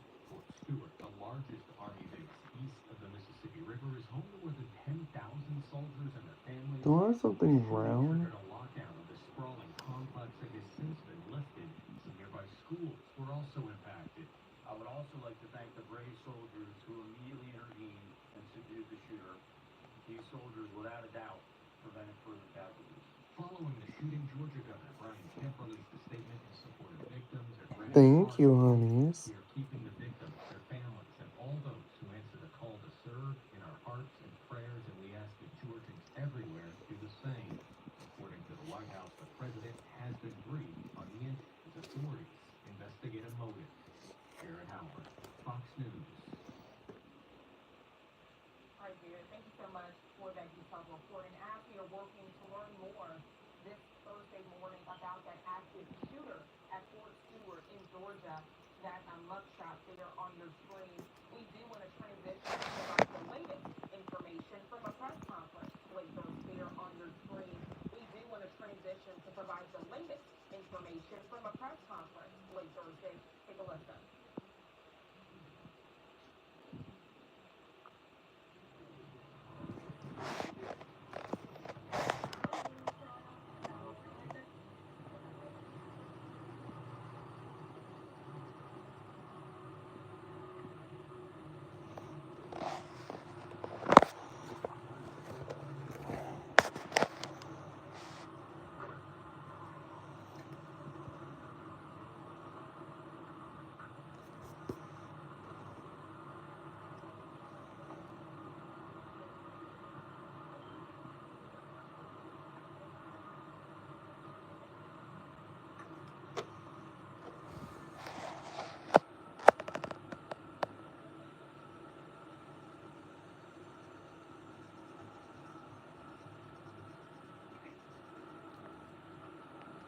Hey, I'm going to go ahead and give my opening comments and we'll turn it over to Colonel Rubis. Good afternoon, ladies and gentlemen. My name is Lieutenant Colonel Angel Tomko. That's spelled Angel. Last name is Tomko, Tomko.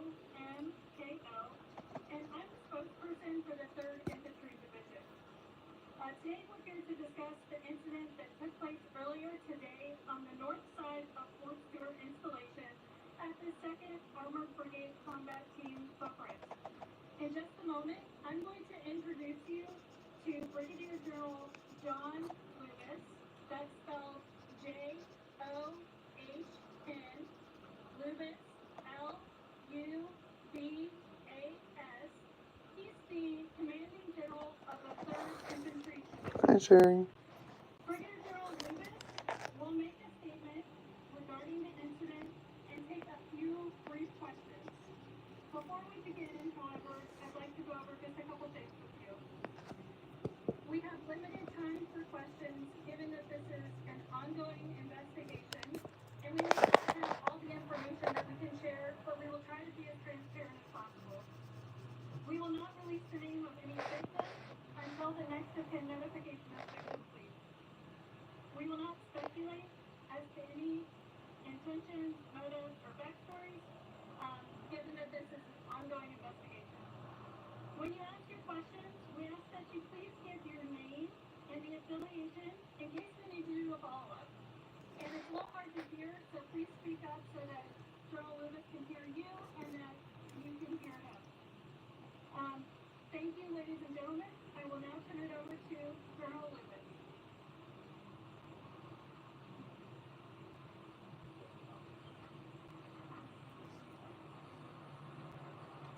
Good afternoon, ladies and gentlemen, and thank you for joining us. This morning, shortly before 11 o'clock, an active duty soldier assigned to Fort Stewart, Georgia, shot and wounded 5 of his fellow soldiers here on Fort Stewart. Thankfully, all are in stable condition and all are expected to recover. The alleged shooter is in custody. We have reestablished security. I have lifted all lockdown measures on Fort Stewart, and there is currently no threat to the local community. I'd like to recognize and thank our Army law enforcement and medical personnel and our partners from local, state, Who's still here in the stream? enforcement and emergency services for their quick response and support. I would also like to thank the brave soldiers. Yes, honey. It's Pokemon logo. These soldiers, without a doubt, prevented further casualties. Our wounded soldiers were initially evacuated to Wynn Army Community Hospital right here on Fort Stewart. All arrived in stable condition, and 3 of the 5 required surgical intervention. 2 have been transported to Memorial Hospital in Savannah, Georgia for additional care. We have identified the alleged shooter as Sergeant Cornelius Radford, an automated logistics sergeant assigned to 2nd Brigade Combat Team. Sergeant Radford has not previously deployed to combat. Sergeant Radford has been interviewed by the Army Criminal Investigation Division and is currently in pretrial confinement awaiting a charging decision by the Office of the Special Trial Counsel. Right now, our primary focus is first on caring for our injured soldiers and their families, and also supporting the soldiers of the Spartan Brigade. All of the families of the victims have been notified, and we're wrapping our arms around them and ensuring we provide them with all the support we can. Before I take questions, I want to remind you that this is an ongoing investigation, and we're still gathering questions. And ladies and gentlemen, I'll now take your questions.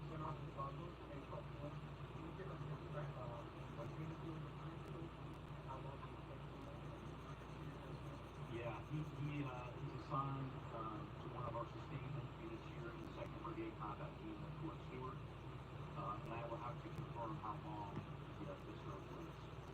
Yes, sir.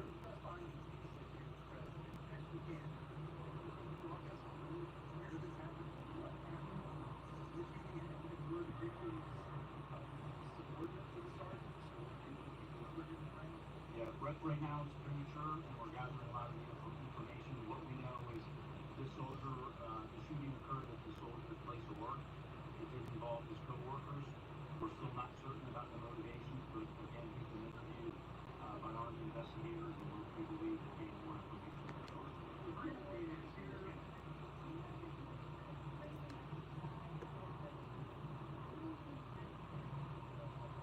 No, ma'am, we don't have any reason to believe it had anything to do with a training event.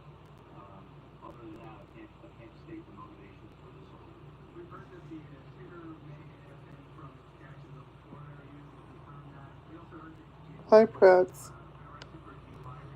At this point, I can't confirm where he's from. We can follow up on that. I do believe he was arrested locally for a DUI that was unknown in his chain of command until the event occurred, and we started looking into the law enforcement databases.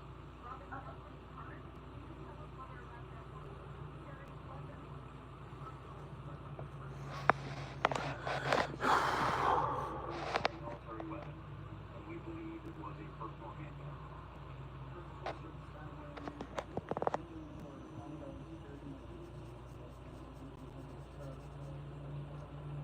Yeah, I'm very confident in the security of this installation. We've got a great partnership with local law enforcement. As you can see here at our gates, protective equipment. This one's a bit difficult, and we're going to have to determine how he was able to get a handgun to his place of duty. I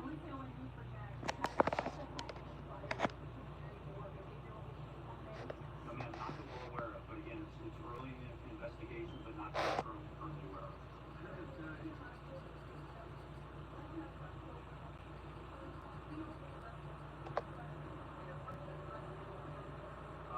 I don't have the details on that, but I know that there's soldiers in the area that witnessed the shooting.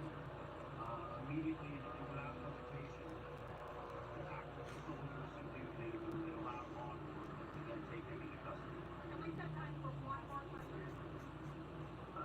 know that you can't speak to the motivation, but if this turns out to be some situation where somebody had extremist beliefs, or maybe classified as a terrorist attack, I mean, how does that change the basis of response and the basis of investigation moving forward? Yeah, currently we have no reason to believe any of that is the case. However, we continuously assess the threat environment, both in the immediate area and across our Army and DoD installations, and we will address the threat level accordingly. Yes, sir, he was a sergeant.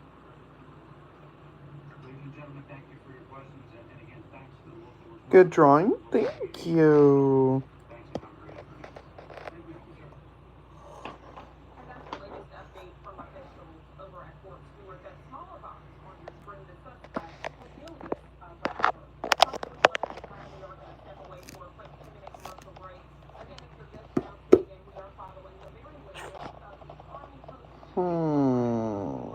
in Georgia. We do know that that soldier reportedly shot 5 of his colleagues, 2 of them taken to Memorial Hospital in Savannah, Georgia. The latest on their medical needs.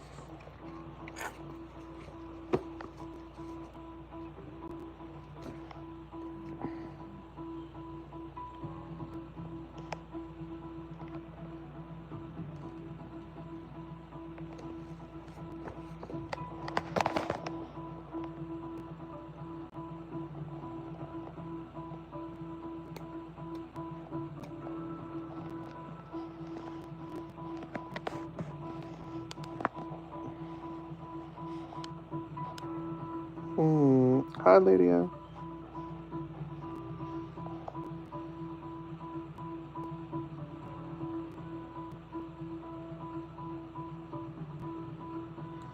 Oh, thank you. Thank you, Sabrina.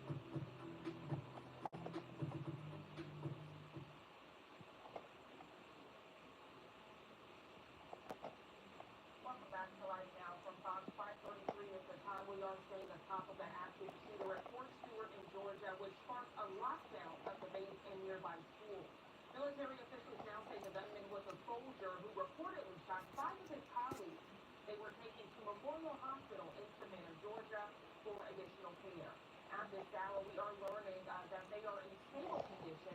Here's the latest from medical officials. Dr. William Bromberg, he is a trauma surgeon here at Memorial. And Dr. Bromberg, I know you just said it, but can you tell us a little bit about your background here at Memorial? My name is Bill Bromberg. I'm a attending trauma surgeon, which means I've completed a general surgery residency and then advanced training in trauma and critical care. I've been here since my fellowship since 2002. So I'm actually Hi, Amberlyn.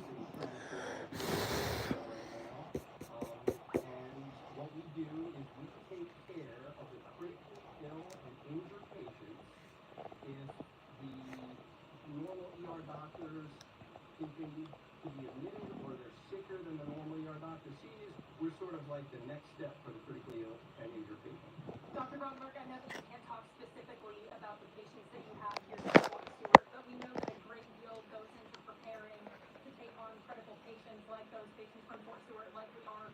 Can you walk us through the process that you all go through when you get a call that you have gunshot victims coming in here? Absolutely. And that's really what sets us You drew the char render from the wall? Yeah. Yes.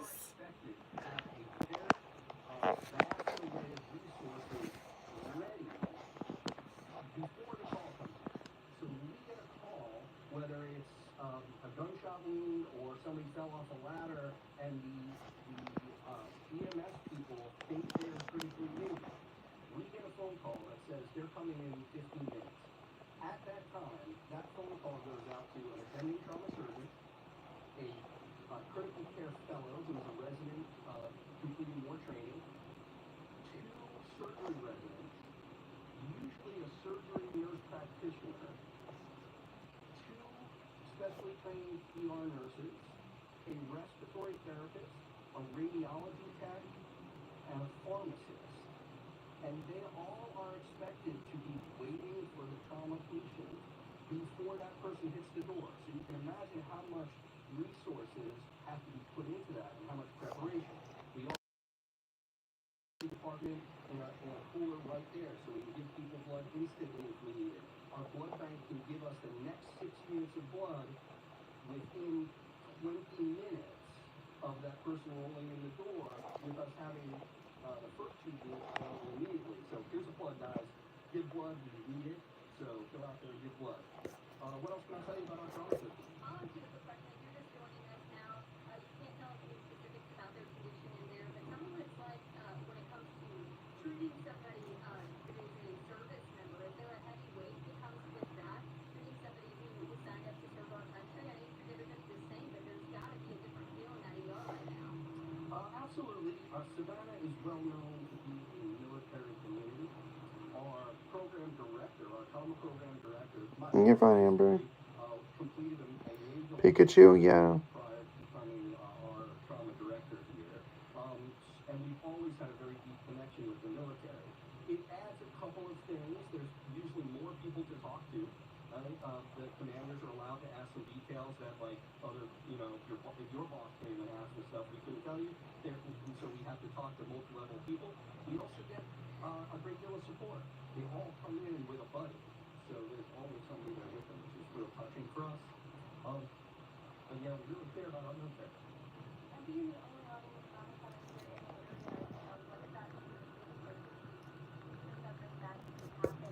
How does that Hi, Millie.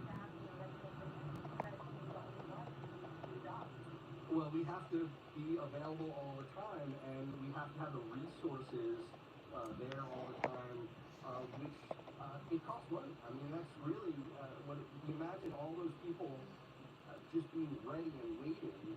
They have do other stuff between traumas. You take care of the patients that are already admitted, but really it's a great deal of resources that are in preparation. We are the only trauma center between Charleston, Jacksonville, and Macon. That is a huge catchment area. And people come in from across the street, and people come in from hours away, and we have to be there for everybody. And the number of our major traumas has gone up since when I came here 20 years ago. We did 1,200 major trauma admissions a year, about 2,000 admissions. Like, they're not really sick enough to be unresolved trauma, but they get admitted to trauma service. We're up to over 2,500 major traumas last year and almost 4,000 total admissions. So it's, as the population grows, so does the number of people that get hurt. And we're there to provide that service to the community. Doctor, over the past couple of weeks, we've had a shooting at Oglethorpe Mall that required people to be treated here at Memorial. We've had this shooting on Fort Stewart today. You and your staff and everybody that works in this emergency room to treat gunshot victims, is there any, are they tired of having to treat gunshot victims? And I don't mean in the sense that they don't want to do it anymore, but is there any frustration seeing this continually come through your emergency room? Well, it's always sad. We would all love to be able to, like me, I'd love to go teach scuba diving. That would be my dream, right? If no more people got injured, I could find something to do. That being said, And Amberlynn, what's that? and of the type we see are young. It's just really sad, and we would like to do everything we can to prevent that. We are involved in the violence interdiction program, where we try to cut the cycle of violence when you have a shooting that may be gang-related, to try to go out and prevent the cycle of shootings. So we're involved in that stuff, and that's one of the things that Level 1 trauma centers have to do, is be part of trauma prevention programs, and we're very proud of that. So yeah, I would absolutely love it if people would stop shooting each other.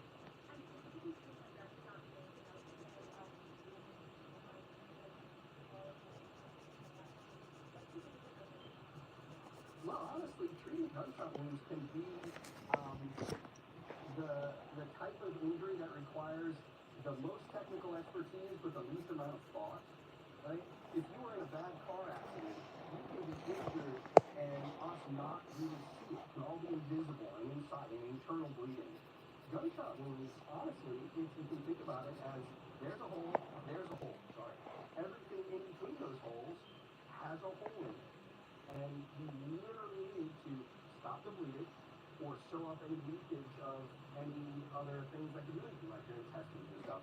So it's actually, it can require good technical expertise. I don't even know what to do with the rest of Pikachu's body. But honestly, it's almost the least amount of mental exercise that we have to do, and we are very good at stopping that bleeding. So patients that hit the trauma bay door, if we know they're coming, we meet them at the door, they can get blood within 2 to 5 minutes if they need it, and we can get them into the operating room and operating on them in less than 15 minutes, which is a requirement for a trauma center. So we can really do that quickly. We're very good at that. And that's really what it entails. It's deciding right away if somebody's bleeding enough or has something injured that needs an operation, and getting them from the trauma bay, where we do that assessment, to the operating room and actually fix the problem as fast as we can in a safe manner. Alright. That was Dr. William Bromberg from the Trauma Center here at Memorial Hospital. He was unable to talk about specifics as to the condition that Dr. William Bromberg. All right, major care hospital partners are providing the very latest for us this Thursday. Again, that's the very latest information from medical professionals as to the following this developing story. If you're just now tuning in, our high filter wounded in that shooting at Fort Stewart in Georgia. Bring us step aside for a quick 2-minute commercial break. When we come back, transitioning to your top political headlines, it takes us out to the nation's capital, giving you a live look at the White House here at 543 on the East Coast. The latest from the Commander-in-Chief when we return.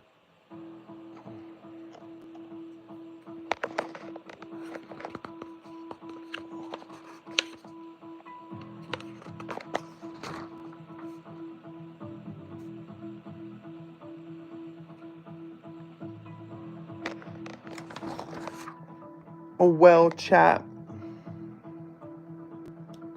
I think it's done for tonight.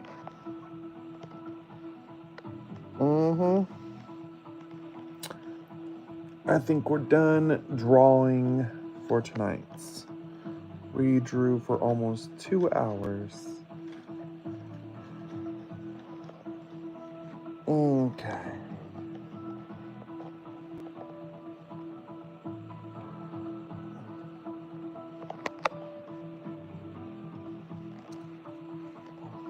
Hi, Sarah.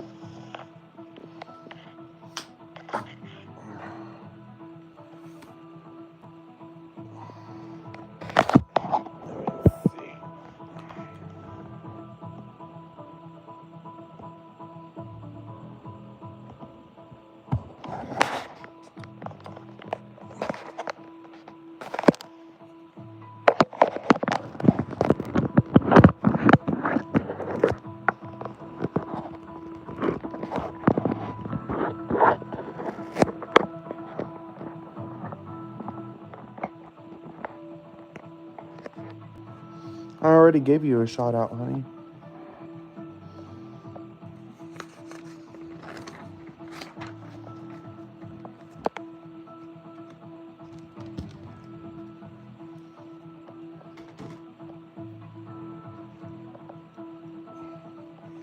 Hi, Annies.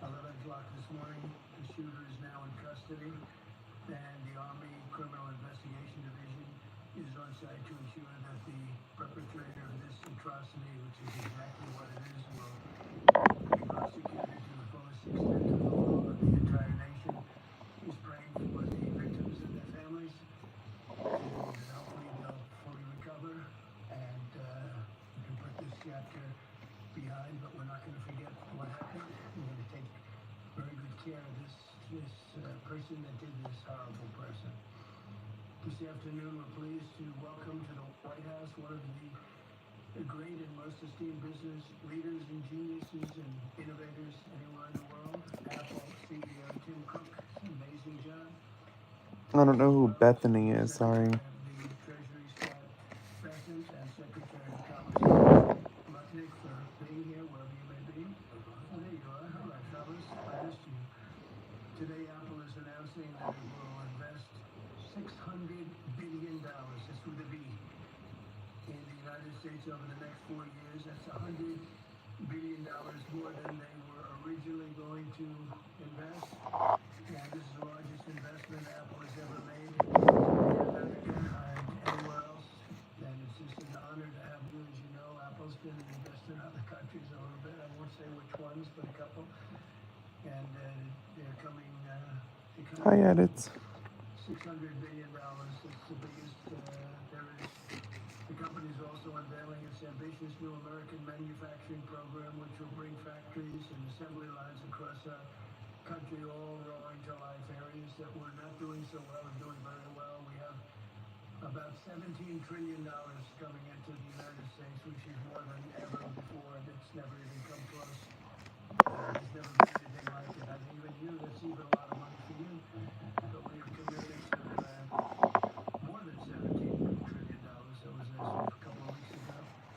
These investments will directly create more than 20,000 brand new American jobs and many thousands more at the Apple suppliers like Corning, Broadcom, Texas Instruments, and Samsung will all deal in that world.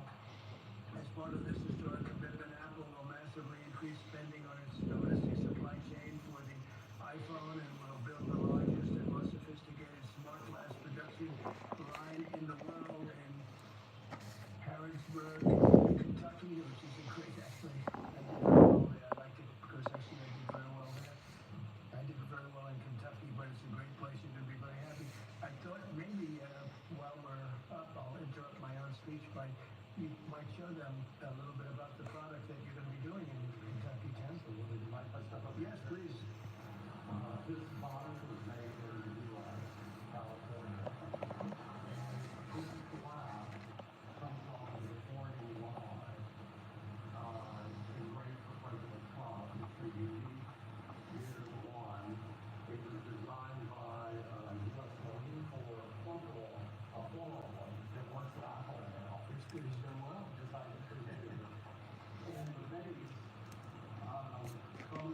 drawing.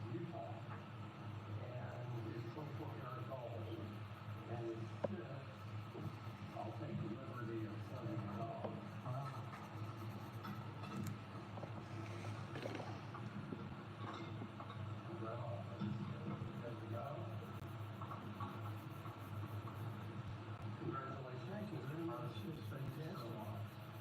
The great people of Kentucky.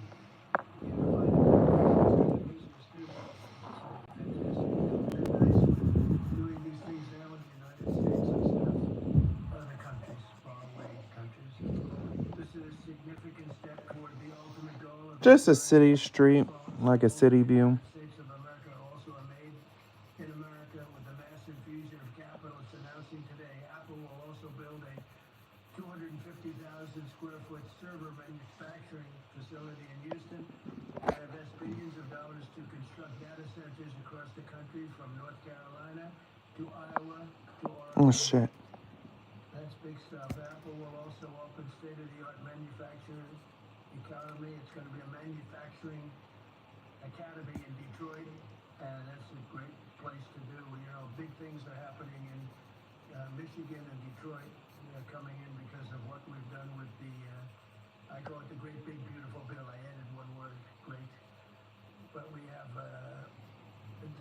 probably the biggest, most comprehensive piece of Yeah. legislation ever passed. It's going to mean unbelievable numbers of jobs and no jobs on, think of this, whether it's tips or overtime or Social Security, no tax. So no tax on tips, no tax on Social Security, no tax on overtime. And it's just a small bit of it.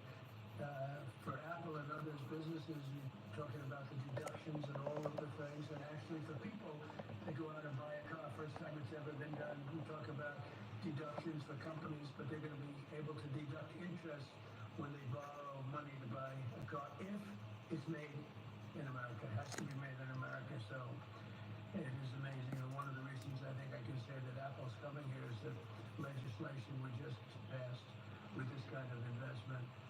Apple will also open other facilities, rare earth magnets from Texas, and build, oh, I love that you're doing this. I love that. And build a brand new rare earth recycling line in Mountain Pass, California. I know that area. That's where they have a lot of truly rare earth. That's fantastic. I love that. And Apple will help develop and manufacture semiconductors and semiconductor equipment in Texas, Utah, Arizona, and New York. For years, Americans have watched as many of our leading tech giants built their factories overseas and exported American jobs abroad.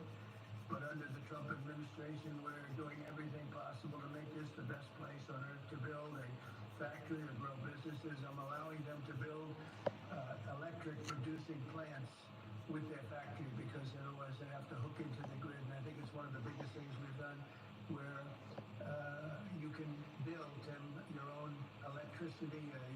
You become your own electric manufacturer, and that goes along with the plan. So you become a utility. So congratulations, now you're in the utility. I hope they don't value your company based on utility, but that's okay. You're going to be making your own electricity, and as you probably know, for much of this and many of the things that we're doing, especially the AI, they would need actually double the electricity that the country now produces for everything.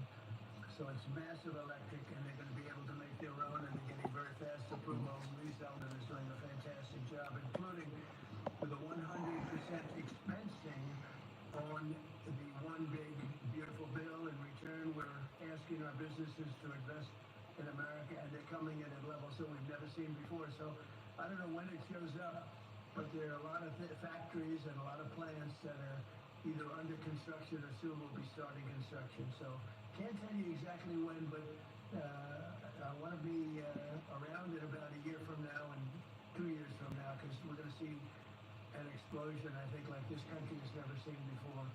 Never. Today's announcement is one of the largest commitments in what has Hi, become Kylie. among the greatest investment booms in our nation's history, and we've got the highest country anywhere in the world. And I told you the story that, and Tim, I'll tell you, but I went to the Middle East, and I was with Qatar, I was with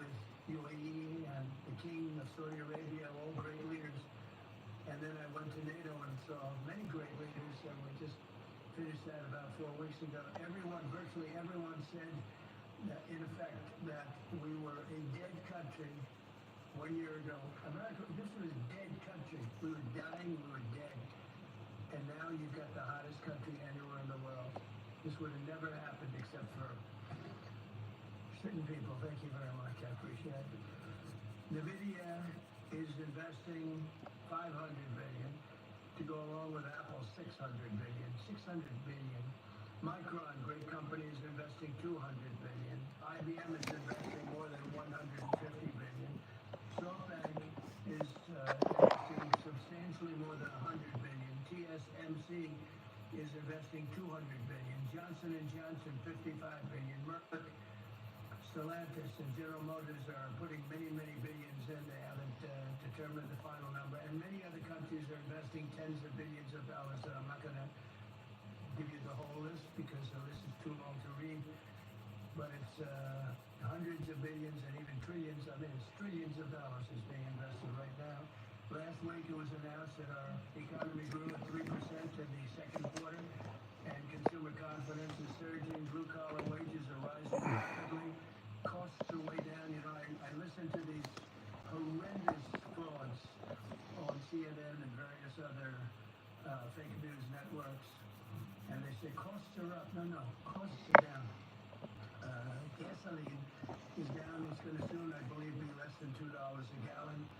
It's around $2.40 right now. Many places other than California where they tax you out of business, but and a couple of others. But gasoline is way down. The price of groceries are down. How about eggs? When I first came here, my first week, the press hit me very hard on eggs. The eggs had quadrupled or something. I said, I didn't know about it. Give me a chance. I've just been here for 4 days. Well, eggs are down. Everything's down. Price is down.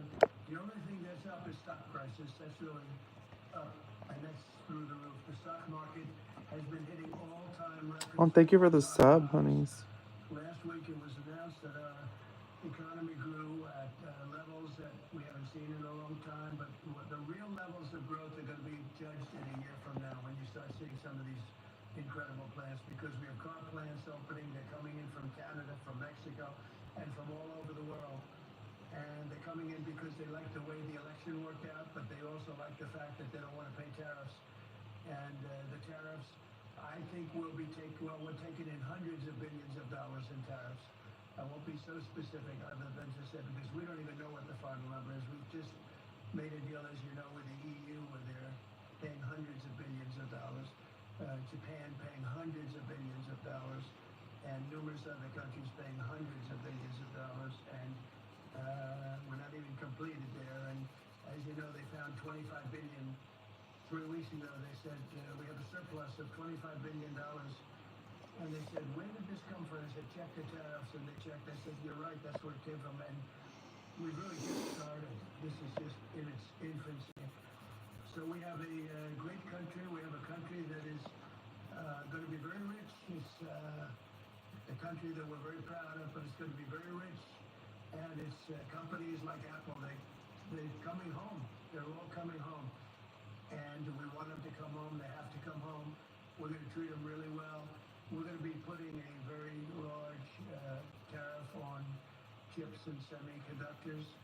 But the good news for companies like Apple is if you're building in the United States or have committed to build, or without question committed to build in the United States, there will be no charge.